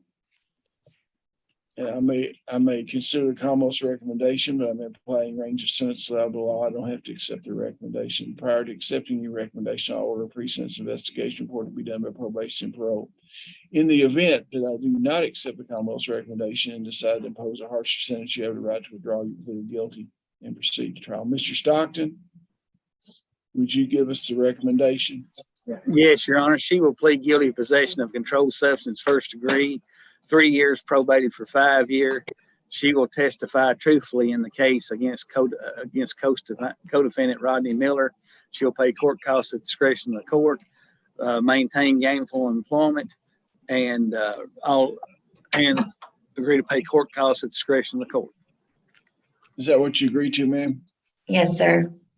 Okay, are you pleading guilty because you are guilty of the indictment, the charges in the indictment as amended? Yes, sir. Okay, you doing this your own free will? Yes, sir. Knowing your constitutional rights, is it still your desire to give up those rights, enter a plea and allow the court to fix your punishment? Yeah. Yes, sir. Okay, you understand that any future convictions of a felony could be enhanced because of this. Do you understand that? Yes, sir. Okay, would you hold the document up, Ms. Costello? Is that your signature on there, ma'am? Yes, sir. I accept the agreement, order pre-sentence investigation report, and order a sentencing on December the 15th, okay? Thank you. Deshaun Tucker. Commonwealth versus Deshaun Tucker. Are you Deshaun Tucker? Yes, sir. Tucker, we're here on 22 CR 0067. Were you born in 1972, Mr. Tucker? Yes, sir. Last 4 digits, social security number 9066. Sir. We're here on a pretrial conference. Mr. Stockton, what do you have to say about Mr. Deshaun Tucker? We have a felony plea, Your Honor. Mr. Tucker, a motion has been tendered that says you wish to enter a plea today. Is that correct? Yes, sir. Are you currently under the influence of drugs or alcohol? No, sir. Is this plea freely and voluntarily given? Yes, sir. Are you the same person named in indictment number 22 CR 0067? Yes, sir. Is your judgment impaired today? No, sir. Have you discussed this matter with your attorney, and are you satisfied with her advice? Yes, sir. Have you reviewed the evidence the Commonwealth has against you, and do you believe you're fully informed about your case? Sure. You understand that you do not have to enter a guilty plea today. You have certain rights under the Kentucky and United States Constitution. Before I can accept the plea, I need to know that you understand those rights. You have, Do the right understand, sir. not to test, you have the right not to testify against yourself. No one can make you say anything. You have the right to speedy trial, but jury, the right to be represented by counsel at your jury trial. The right to confront and cross-examine all witnesses called to testify against you, the right to produce evidence, the right to call witnesses in your favor, the right to appeal this matter to higher court if you lose, and the right to require the Commonwealth plea on a reasonable doubt that you're guilty of charge against you. Understand that by entering a guilty plea today, you give Yes, up sir. all those rights. You understand that? Yes, sir.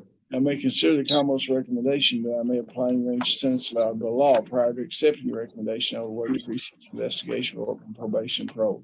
In the event that I do not accept the Commonwealth's recommendation, decide to impose a harsher sentence, you have the right to withdraw your plea and proceed to trial. Mr. Stockton, what is the Commonwealth's recommendation?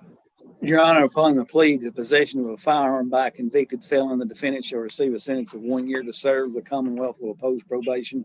He'll pay court costs at discretion of the court. Is that what you agreed to, sir? Yes, sir.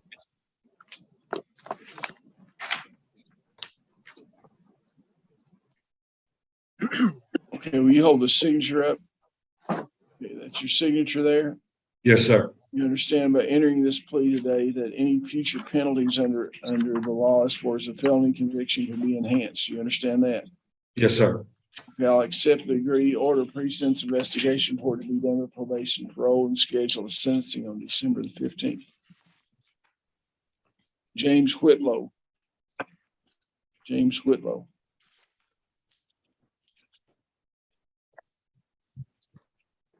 Commonwealth versus James Whitlow, 22 CR 0083. Are you James Whitlow? Yes, sir. Born in 1985, Mr. Whitlow. Yes, sir. Last four digits, social security number 2662. We're here for a pretrial conference. Mr. Stockton, what do you have to say about this case? Your Honor, we're waiting on a lab report. There's kidnapping charges and a trafficking case, and we're waiting on a lab report on the trafficking case. You want to We can set it for the 9th and the 15th. Schedule it for a conference on the 9th, and the next pretrial is on the 15th. And if you don't have the forensic evidence, you can inform the court on the 15th as to when you might have it. Thank you very much, Mr. Whitlow. Commonwealth versus Timothy Ziegler. I may need that file. Commonwealth versus Timothy Ziegler. 22 CR 0093. Are you Timothy Ziegler? Yes, Your Honor. Mr. Ziegler, were you born in 1988? Yes, sir. Last four digits of your social security number are 7543. Is that correct? Yes, Your Honor. Here today for the purpose of arraignment, you have the right to remain silent. Are you represented by an attorney? I was there in district court by Miss Costello, but I don't know. I'll continue that appointment, Ms. Costello. Yes, Your Honor. Yeah.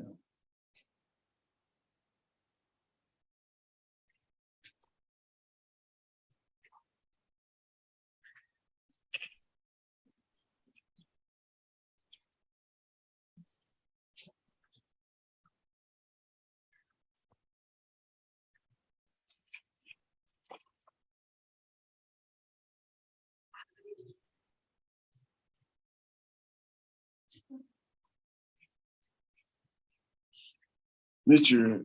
Ziegler, the grand jury of Cumberland County has returned an indictment charging you with possession of a controlled substance in the first degree, possession of controlled substance in the second degree, possession of drug paraphernalia, possession of controlled substance not in the original container, failure to notify address change to the Department of Transportation, driving on a suspended driver's license, and failure to surrender or revoke driver's license, as well as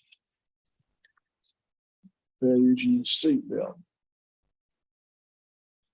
Ms. Costello, you acknowledge the identity of your client, waive formal reading and arraignment, enter plea of not guilty, reserving all pretrial motions. Yes, Your Honor. Mr. Ziegler, I'll be signing a reciprocal discovery order in your case, as I do in all the cases, so they give you the evidence to help you prepare for your case. Schedule you for a conference, a settlement conference in this court on the 9th, I believe. Okay, how about, And then your next court date's on the 15th. Go ahead. can I, I've been in 17 days and I don't have anybody to help me with my bond. Is there any way to get out so I can continue to have my What is the job? bond? What is the bond now? Just a $20,000 surety bond. I don't have anybody that has $20,000 property to put up. They don't have to have property. They can have vehicles. They can have whatever. They don't have to have, it's not a property bond. Just a surety. They have to come in and convince the clerk they're worth 20,000 some way and they can sign the bond. Well, I've had my stepdaughter and my ex-wife try, and Cumberland County said it wasn't good enough, apparently. 17 days and I'm still in here. Yeah. I mean, I'm willing to do bracelet, anything. I've been at the same job for 6 years and I've been stuck in here 17 days and don't even know if I'm gonna have. Where do you work? Row Corps in Burkesville. Yeah. Yes, sir. Mr. Stockton, you willing to let him have an ankle bracelet? I am, your honors, and if that job is no longer available, he needs to obtain employment. Okay. That'd be, yes, that's what I need to do before I lose everything. Yes. Okay. Okay. Well, I'll allow you to. Your ex-wife and your daughter are wanting to sign, is that right? Well, I'll approve each one of them for a $5,000 surety bond, okay? And they can sign the bond and then you'll get the ankle bracelet put on you, you can get out, maybe be at work, but whenever, okay? Your next, you'll need to be available, however, for a negotiation day on the 9th and back here in court on the 15th. Okay, yes, your honor. Okay, Mr. Ziegler, they have my cards there at the jail. Make sure you get one before you leave with those court dates so you and I can talk before your court date, okay? Yes, ma'am. Okay. Do we have anybody else up there in Dare County that's on the docket? Anna Gail Harley, Your Honor. Yeah. Anna Gail Harley. Is anybody that's up there? Commonwealth versus Anna Gail Harley. Are you Anna Gail Harley? Yes, sir. This is 22 CR 0092. Miss Harley, what year were you born? 99. Your last 4 digits of your social security number are 3238. 32. Your Honor. 3238, is that correct? Yes, sir. Okay. You're here today for the purpose of arraignment. The grand jury of Cumberland County has returned an indictment charging you with possession of cocaine, possession of drug paraphernalia, operating motor vehicle under the influence, failure to maintain insurance, and possession of open alcohol container. I'm going to assign you a public advocate. Yes, I represented her in district court too, Your Honor. Okay, I'll continue that representation here.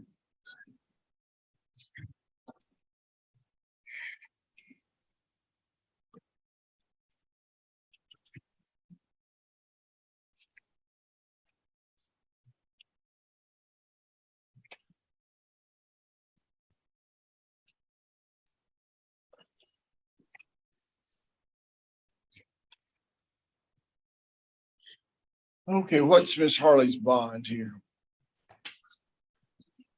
What?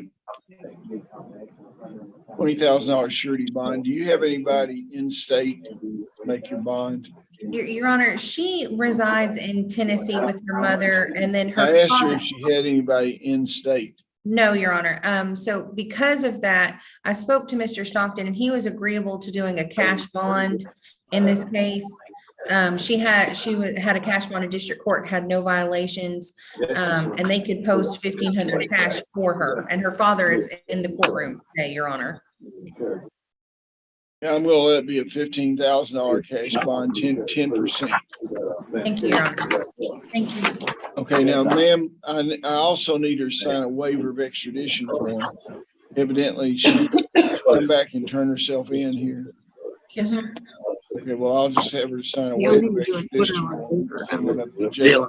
Yeah. And then, sir, are you gonna go up there and pick her up today? You think, Yes, Brett? yes. You just need to go downstairs and Yes. sign the bond. You already got. Well, I tell you what, 15 do Mr. it fast. Mr. Stockton, you can turn your microphone off, okay?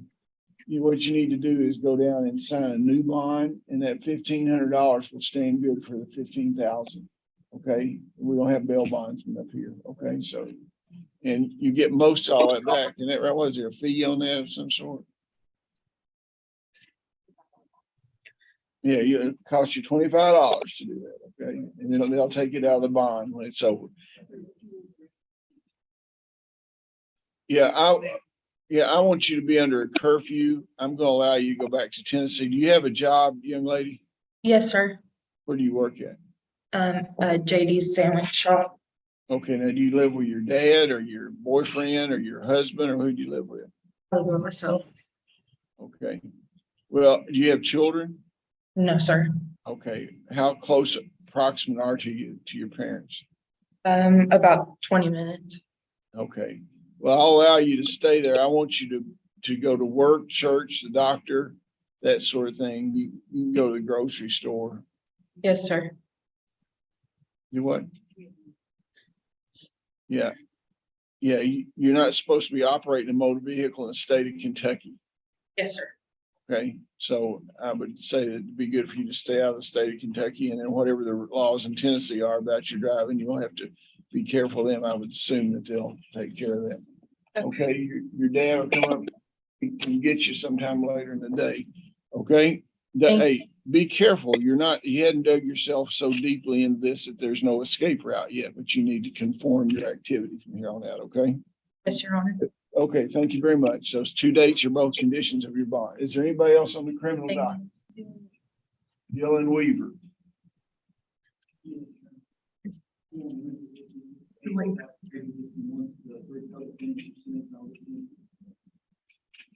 Well, I will take that under advisement. Motion dismissed, taken under advisement. You be back here on January 26th. Is that give enough time, or December? You'll be here on December 15th. The pending motion is to dismiss without prejudice. Okay. Thank you. Is there anybody else come on the criminal docket? Not, what's the next thing we're gonna have? Okay, 11 o'clock for show calls. It's already 11 here. Okay, bring the grand jury up. Got the show calls on? Bring your grand jury.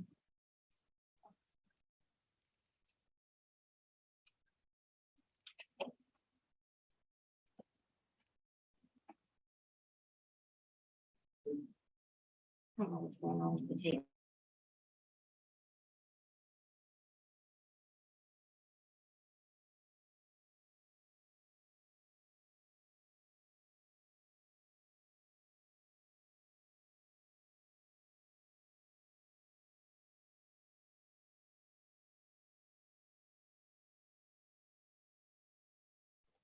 Okay, let's go back. Court, come to order again. We're going to call the 11 o'clock show calls.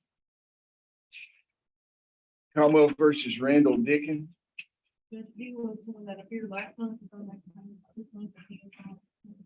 Issue an arrest bond, and he can get himself out by paying the full amount, okay? Devon Elliott.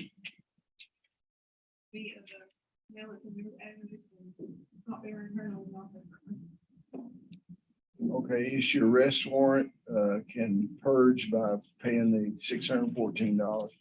Anthony Garrett. Okay, and Roger Harper. Okay.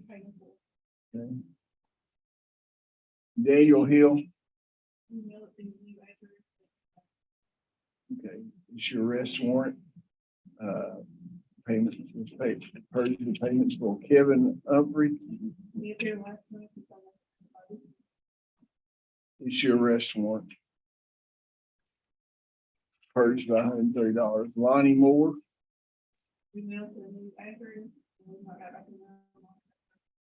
Okay, issue arrest warrant. Tony Spears, issue arrest warrant. Candace Statement, He's favorable. paid in full. Robert Stevenson, okay, issue a warrant. He's his recitation. Pardon? He's his recitation when he is. He's got 2 cases on.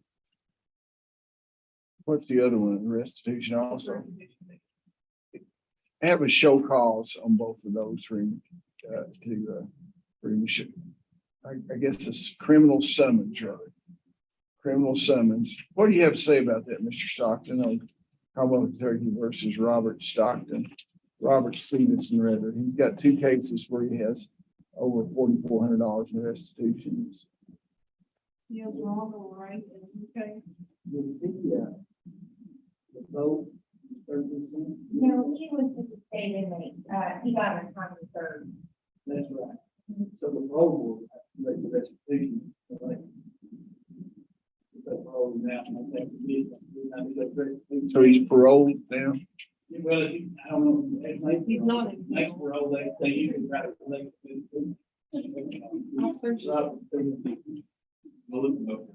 Well, let's just continue that case till next month. We have no. Well, let's see what his status is. Okay, thank you very much. Grand jury's coming in.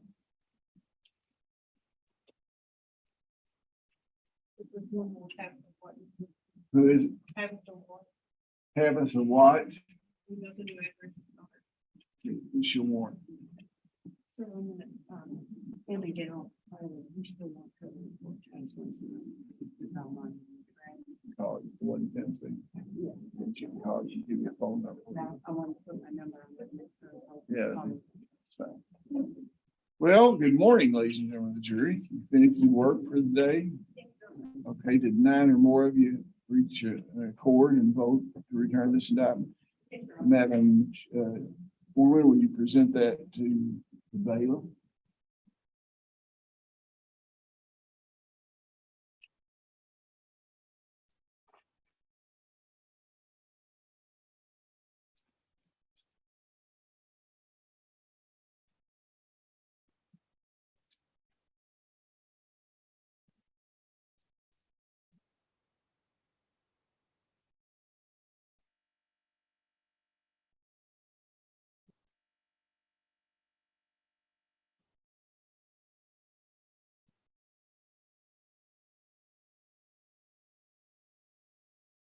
Okay, I've executed the document. As I've told you previously, if the people appear to be a flight risk or a danger, we'll have warrants and set an appropriate bond. If they're already incarcerated, then all of probability will issue summons. As it happens, summons to be here and set a bond on them. There's not really much reason to rearrest somebody that's already in jail and go through the process. If they've already been processed, we'll just add this additional obligation on it. I guess the next time we'll come back will be December the 15th. I wish each one of you have a joyous Thanksgiving holiday. Unless you're called back for a special meeting of grand jury, we'll see you on December the 15th. You are excused. May they go out this way? They can go out this way if you'd like. Okay, thank you very much. There you go. Is there anything else to come before the circuit court? We'll come back in at 1 o'clock. Okay, we're in recess till 1 o'clock.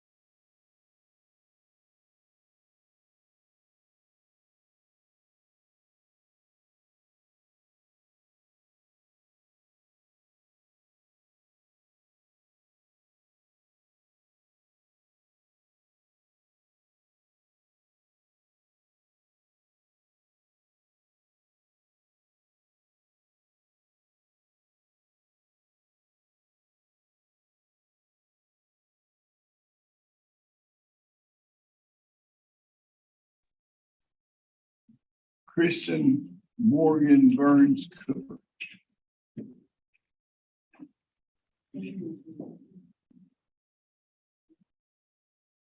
There are two cases. No, I guess there's one case. 18 CI 0059. What do you have here?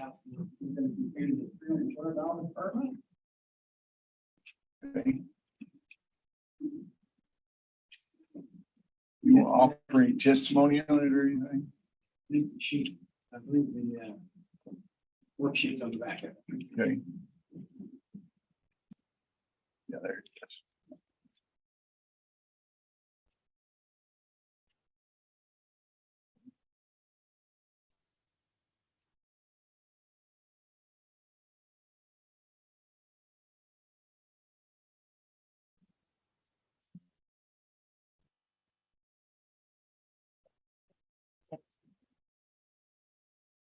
Okay. We just called your case, Kristen Cooper, Daniel Cooper versus Kristen Cooper. You want to come on up? You want to show her the worksheet? You want to show her the worksheet? Yeah, here it is. Here it is. I'm sorry, Mr. Cooper. I didn't see you back there. I didn't know you were here. There's a worksheet.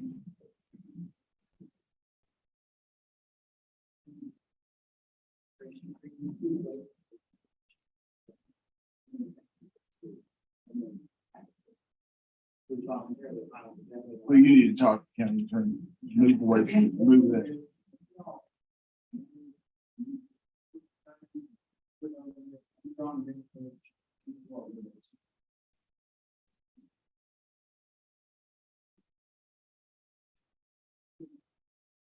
Yeah, if what the child support office does is they take income and they calculate the child support on it.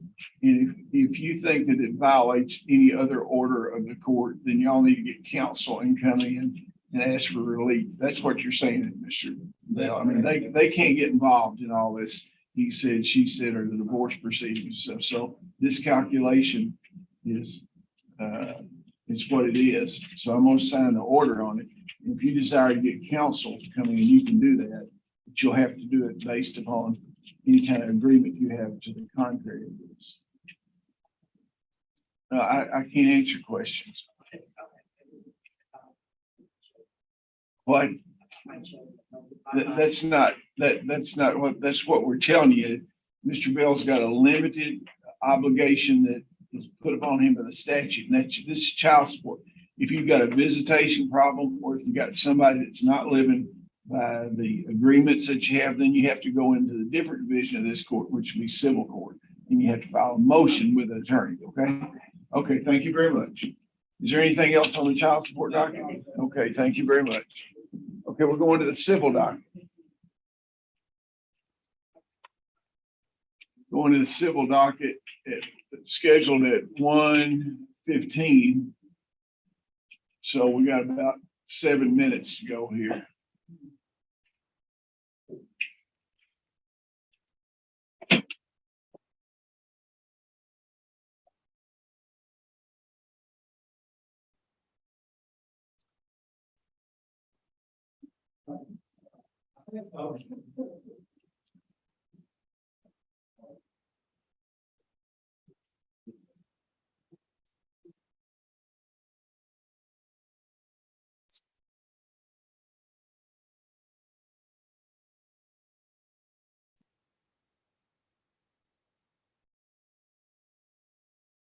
Go through some of these things that they've been removed from the docket, okay? Patterson versus Graham. Patterson versus Graham. Okay, they're not here yet, so we'll have to call you. We'll have to call it back. It's still about 5 minutes early here. 6 minutes early. I'm just calling down through here. Yeah, there are two different cases, right? Graham versus Patterson. And then we got Gilbert versus England. Gilbert versus England has been removed from the docket. There was a settlement, or at least a temporary agreement. Huey Williams versus Danny James Strong. Okay. Are all the parties here on that? Well, Your Honor, I'm here, that's all I know. Who are the other parties? Well, there's confusion. Mr. Warren, Justice Warren, I thought represented Strong, but he said he doesn't. And we've not moved for a second, it's been refined today, so I don't, we still need it. Just to try to. Strong. Well, I guess I better wait till the time is.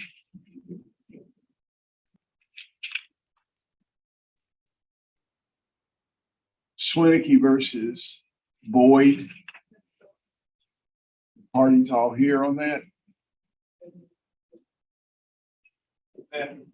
You're here,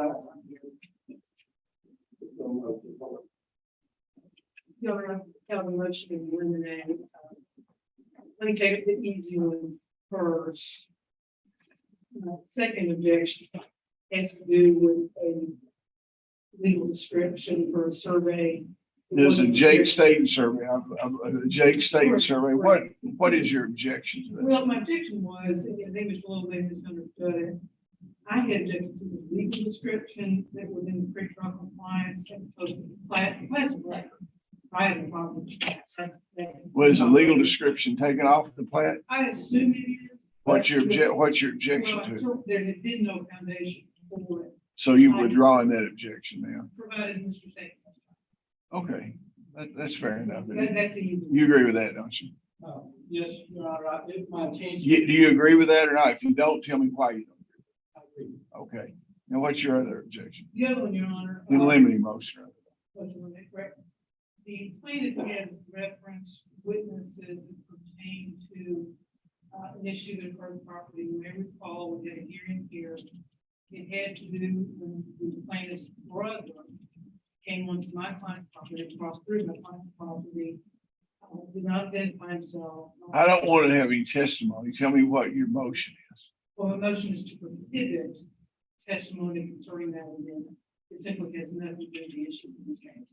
It does not prove or disprove whether there is a road or the status of that road or who has what part of that. Well, so the plaintiff's brother was trying to use the road in question, correct? Here. Well, I mean, that's what, he was trying to use the road in We question. did not know who it was. Well, I mean, but he obstructed the road, is what they're alleging. So Well, he was not charged with that. okay, move over here and let me hear your side of the story.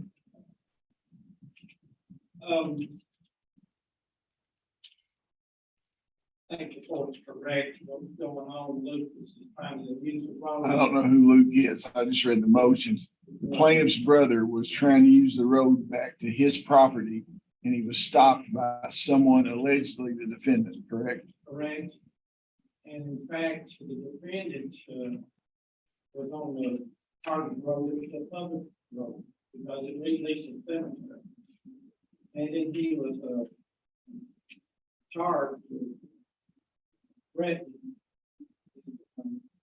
So it's relevant because the whole case was filed because he blocked the road. That's the whole case. How was the criminal case resolved? He left it.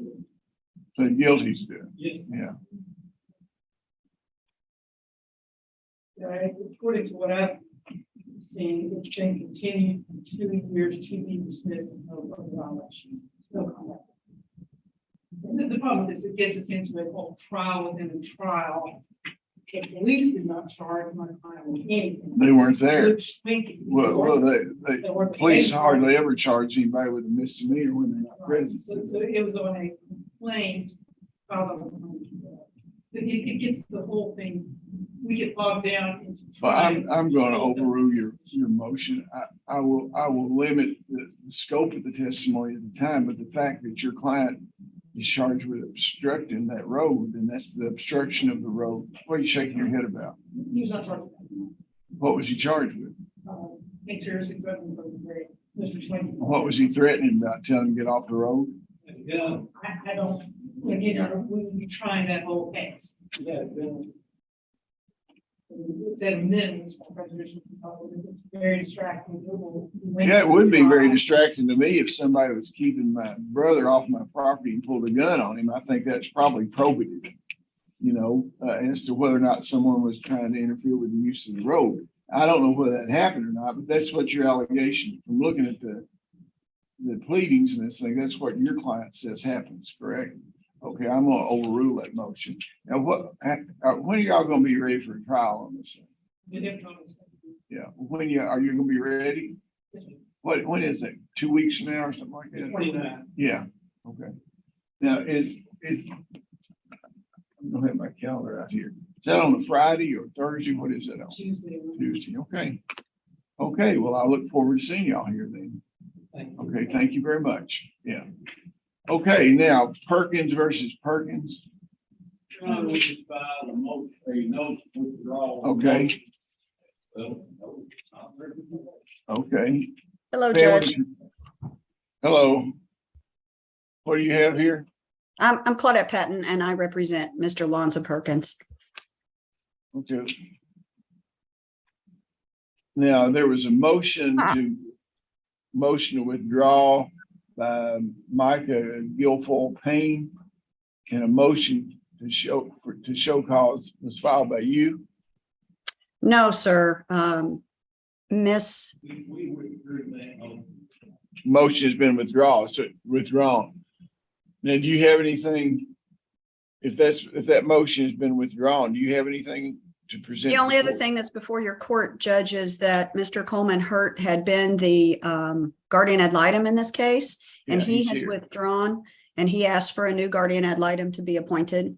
Why did you withdraw, Mr. Hurt? It's a Cumberland County case. I'm just not even gonna be involved. Would be a conflict. What kind of case is this? It's a custody case. We could involve counsel. And he's gonna assume the position of county attorney on January 1, so he's drawn with all these sort of things. So we'll go down the list and appoint a new guardian ad litem. And what kind of relief are you seeking now for your client? There's no relief. There's since Miss Hoover withdrew her motion, there is nothing before the court currently. Okay. May I ask, man, what you're talking to? It's Claudette Patton. Claudette Patton. Everything's off. I'm sure she told me that. And I'm asking her if she has anything. You're here to tell me that you're well satisfied. She's here telling me that she doesn't have anything else to bring forth except she was worried about the guardian ad litem. Our screen is not working over here today. Well, you were already out of it. You shouldn't care. Okay. Okay. Thank y'all very much. Thank you, Judge. Okay, and I'll get the guardian ad litem for whatever purpose, reappointed. I guess Family Tradition LLC versus John McKinney. That my motion is a problem. Venture is on the other side of that. He called me this morning, he's in Port Somerset. We asked for the tender proposed schedule, or I'll have any objection. Well, I'll do the regular trial order on it to see what you have to do to get ready for it. Make sure, Megan, if you're on, make sure that we get that in it, okay? Thank you. Okay. Now Thompson versus Fisher. Her motion for encouragement, Your Honor. Now, who are the parties in this? Your Honor, the Thompson Trust is the plaintiff. It's actually two trusts. Mr. Fisher, aka Austin, was defendant, his ex-wife, apparently they're not married anymore, the defendant. And the property been sold by the commissioner. Yeah, I saw that. I think 207, the judge put 276, and I think we're asking around $31,000, which is far less than 15%. Where are you getting the 15% in? Well, that used to be before the Mariner Finance case, used to anything 15% or less was deemed reasonable attorney's fees in a foreclosure. Okay, when you said reasonable attorney's fees, and it's still sort of a rule of thumb. Is this a foreclosure? Yes. Yeah, I mean, what was the purpose? Was there loan money on it or what? They sold it to him and they made the mistake of their Was there any attorney fees provision in the document? Just reasonable attorney's fees? Yes. And was this a default judgment? Was Yes, it? Your Honor. Actually, I did not file as it sets forth in our motion. They paid about $6,000 to different attorneys before I got them. And that's included within. I've read that, yeah. So, yeah, I mean, have you given any, you hadn't given any affidavit of hours or anything like that? I think the motion is sufficient the way I've got it set forth. Well, I don't know whether it is or not. That's, Murder finance is not required. It sets forth the factors. It doesn't require an affidavit. The court requires an affidavit, that's fine. But honestly, for no more than we're asking on such a substantial judgment. You're asking for $30-something thousand. Well, I know it's going to amount to $300,000 judgment. Okay, I'll take it under advisement. Thank you very much. One Main Financial Group versus Brian Kelsey.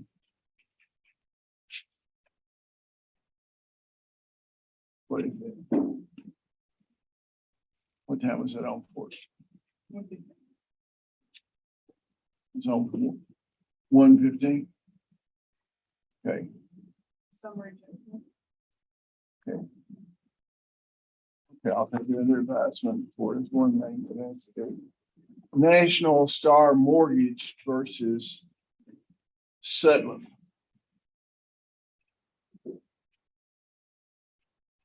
This is a motion for order and sale. Let me have that file.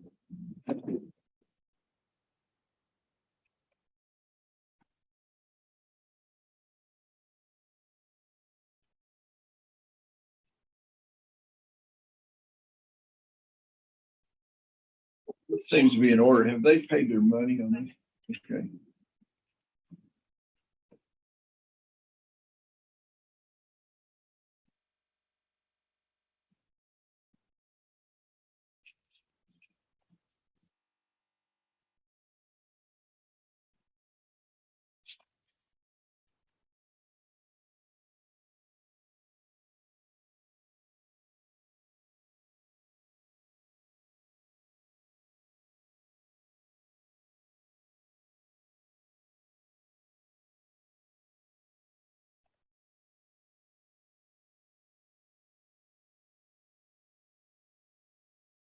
Check this and make sure. I've got two signatures on this 22 CF 00. Make sure there's not another place in there for the commission.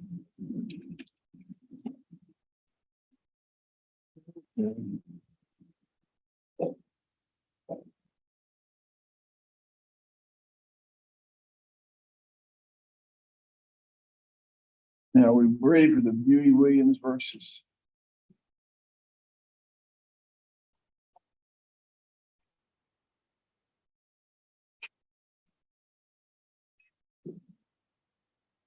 Yes, sir.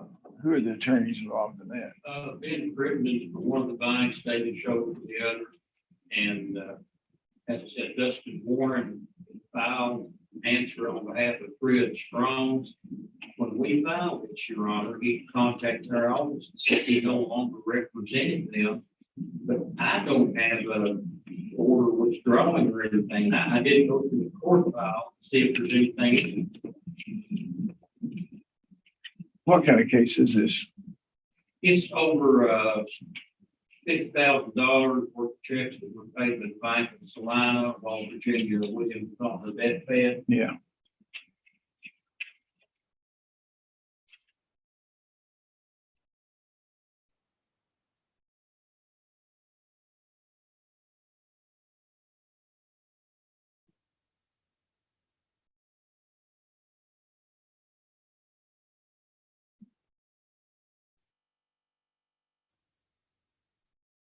You represent the plaintiff. At one time, David Cho, Benjamin Crittenden, and or Dustin Warren were all listed as attorneys for the defendant. But to my knowledge, they're all still in. As I say, we're not moving against the banks today, so we've had some discovery with the banks within the past year. This is only 7702, and I thought we were going to move against strong. Well, if it's on the 7702, what I'll do today is just keep it on the docket. No, it was on 7702 previously. Yeah. And you kept it on the docket. Yeah. previously. And you filed this motion, and who did you serve it on? As well as Mr. Cribbs and Mr. Schultz, it wasn't against the client. Yeah.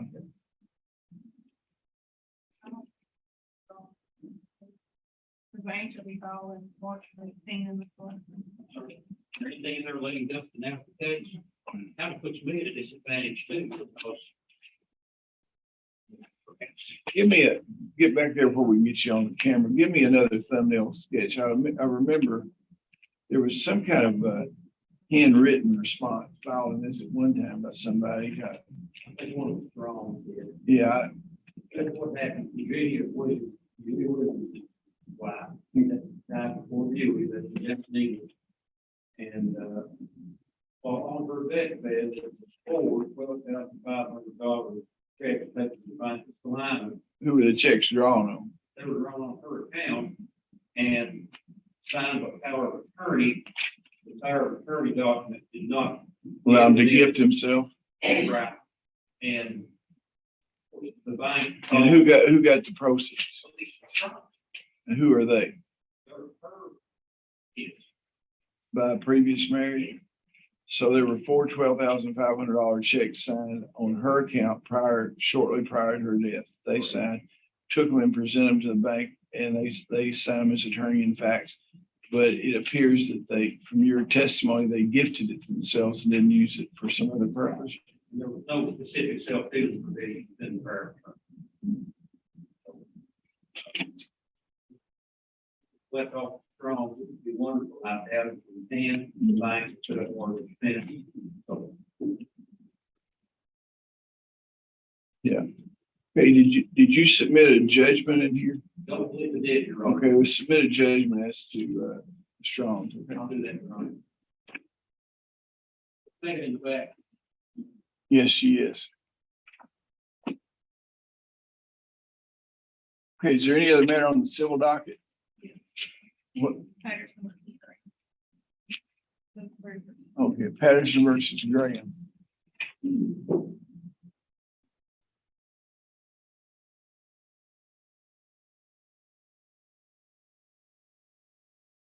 Okay, what do we have here? Just to follow up on the. Okay, tell me what the deal is. Part of everything went well. It's in that time. No incidents. Is it okay? We all continue to try to get along. Well, hopefully this will resolve itself when the kids get to be 23 years old. Okay, thank you very much. Yeah. Okay, the DVO docket is on for 2. Are the parties here? We can go in here now.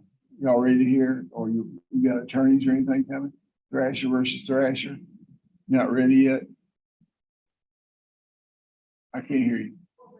Okay, come on up. This is Thrasher versus Thrasher 22D00020. Got that. Great. Okay. For the record, you're Stacy Thrasher and you're Tommy Key Thrasher, okay? And is this just an annual review of this thing or just a new one? New one, okay. Y'all have had them in the past, so.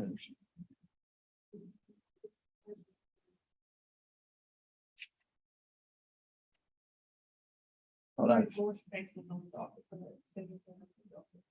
okay.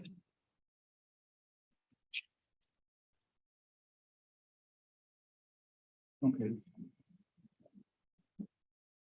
And that's the reason I got it, because there's still the divorce case on the docket.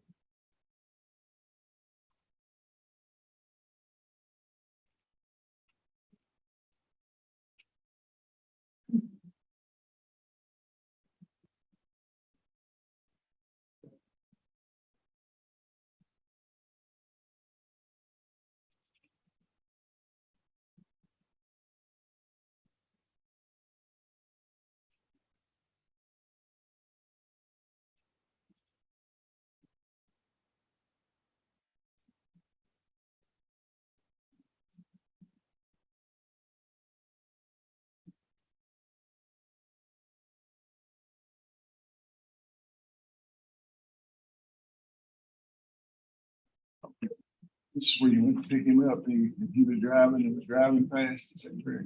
What do you have to say about it? What do you want to do?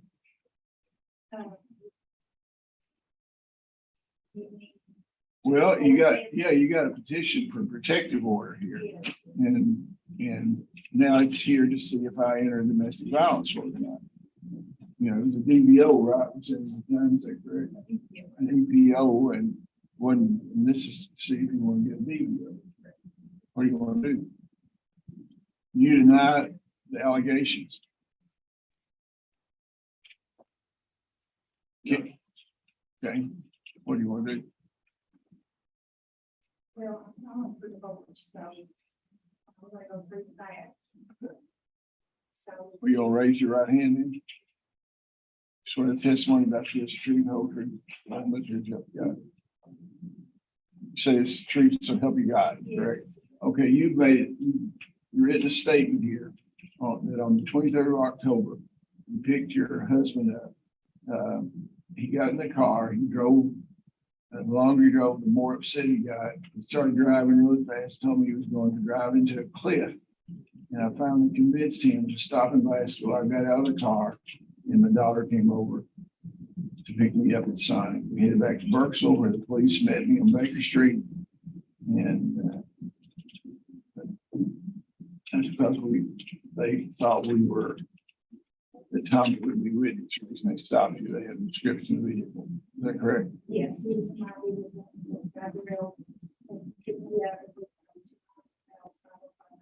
Okay. Do you have anything to say about this? Okay, I'll issue a domestic violence order to stay away from her, the property, and everything for a period of 3 years. Okay, thank you very much. Go ahead.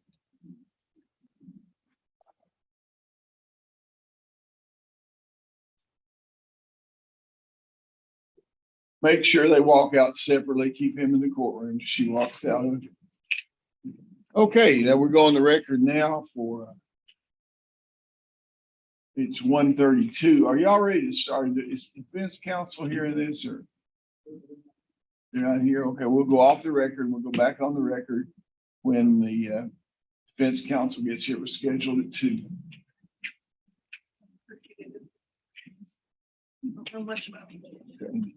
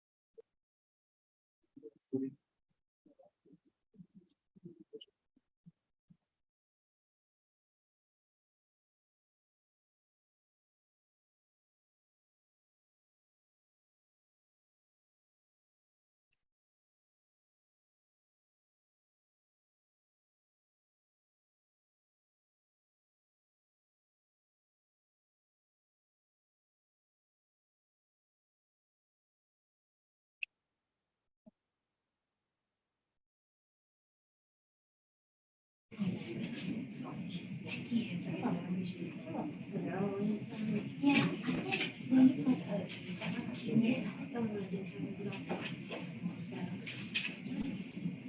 Thank you. You're welcome. Wednesday.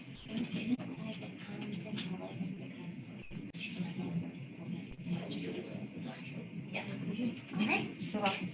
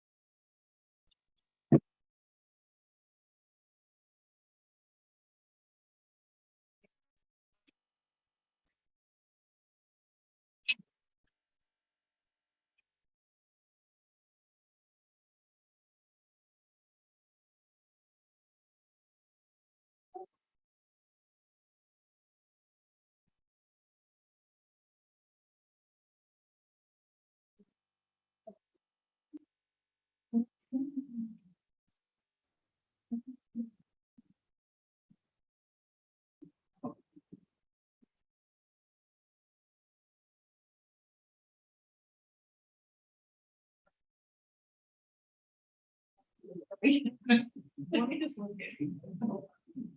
Yeah. We can get off the tree now, change it. I don't know if it's a minute, but I think.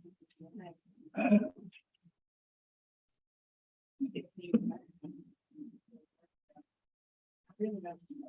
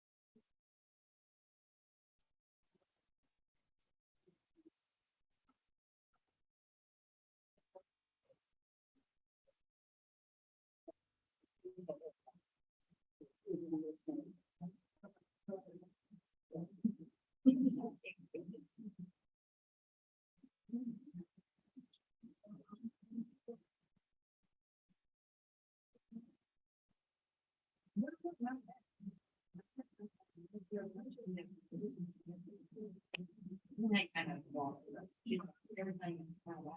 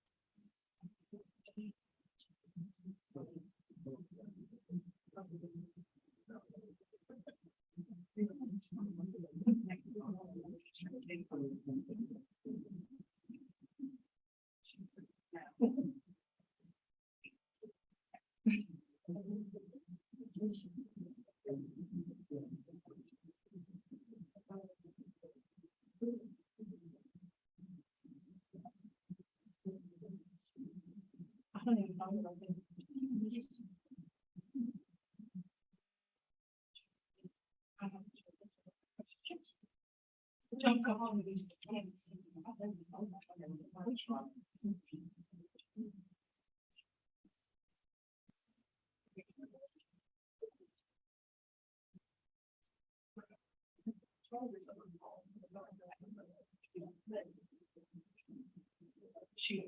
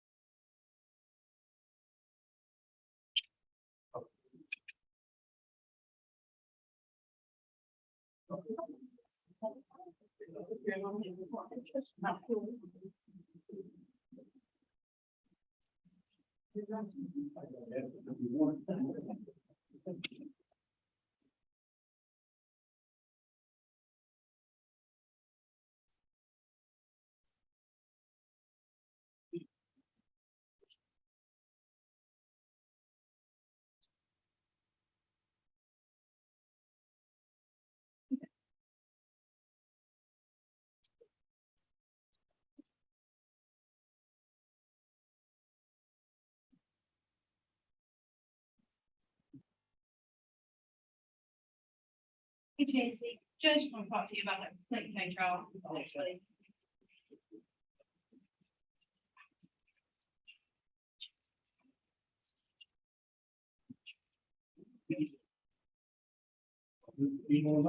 Getting along.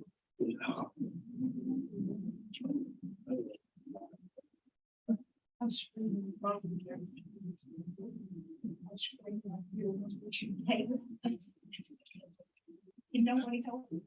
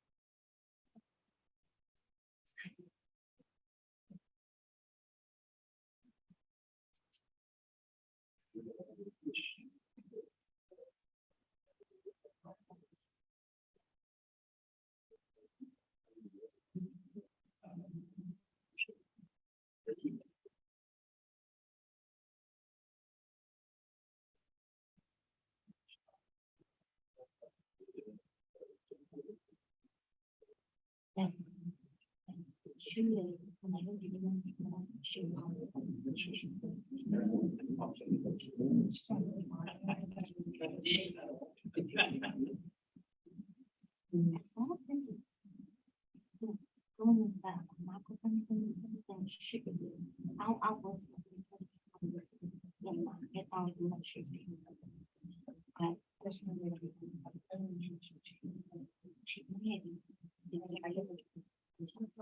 Computer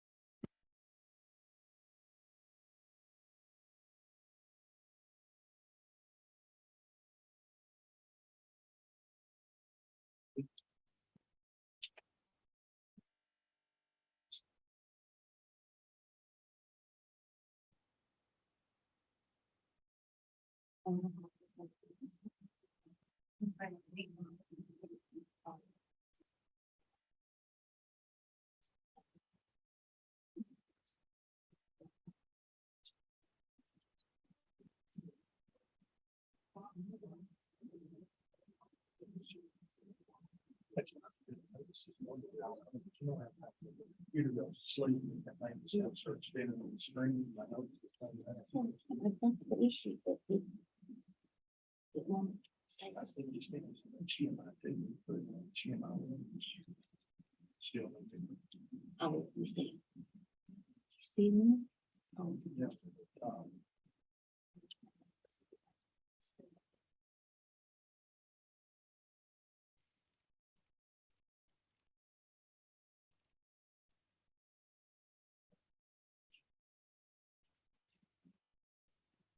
Strangest thing that you know.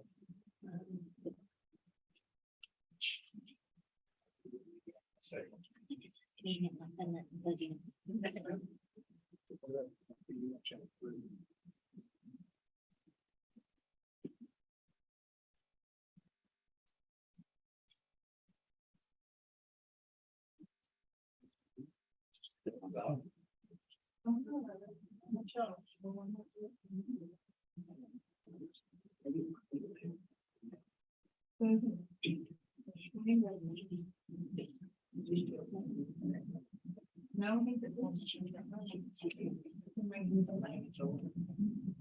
Oh, she did. Oh.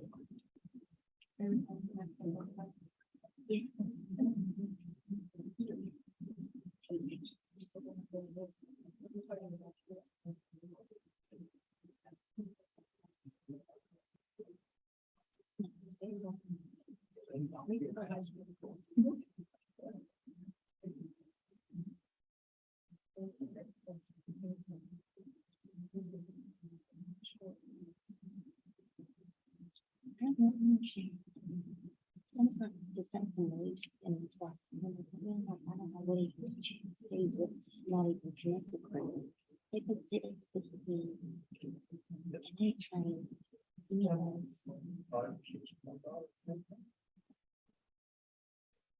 really, and it's a real, we don't even fix it, like, we don't know how to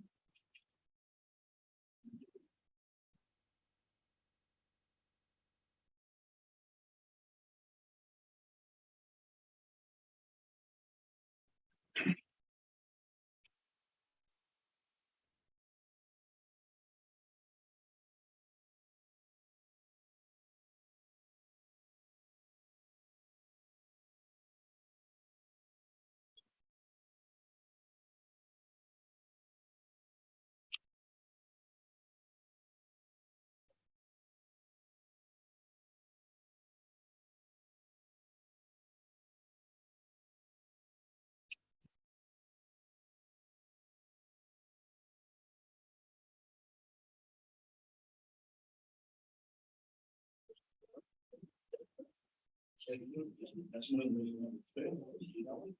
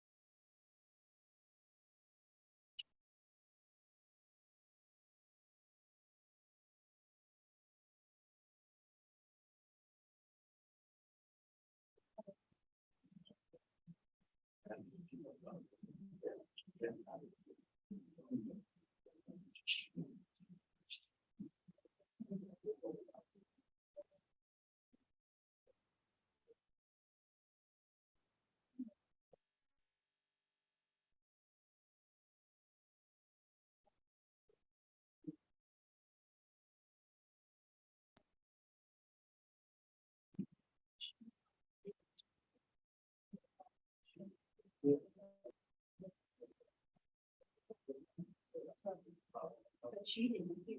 She. I just like to.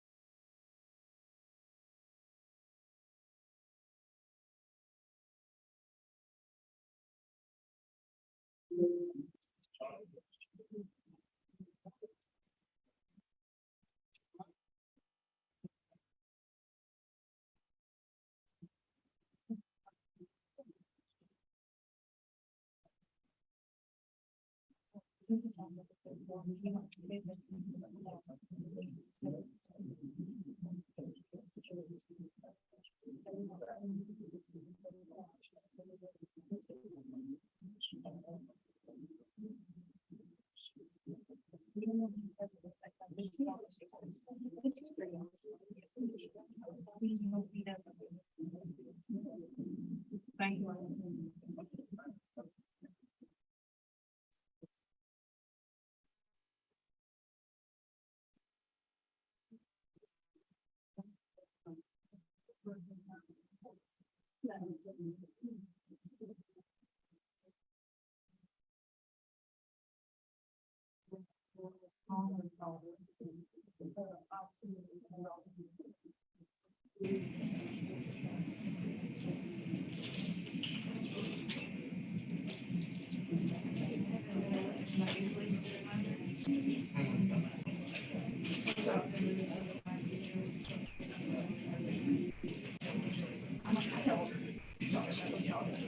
I don't know. I literally just said to my mom.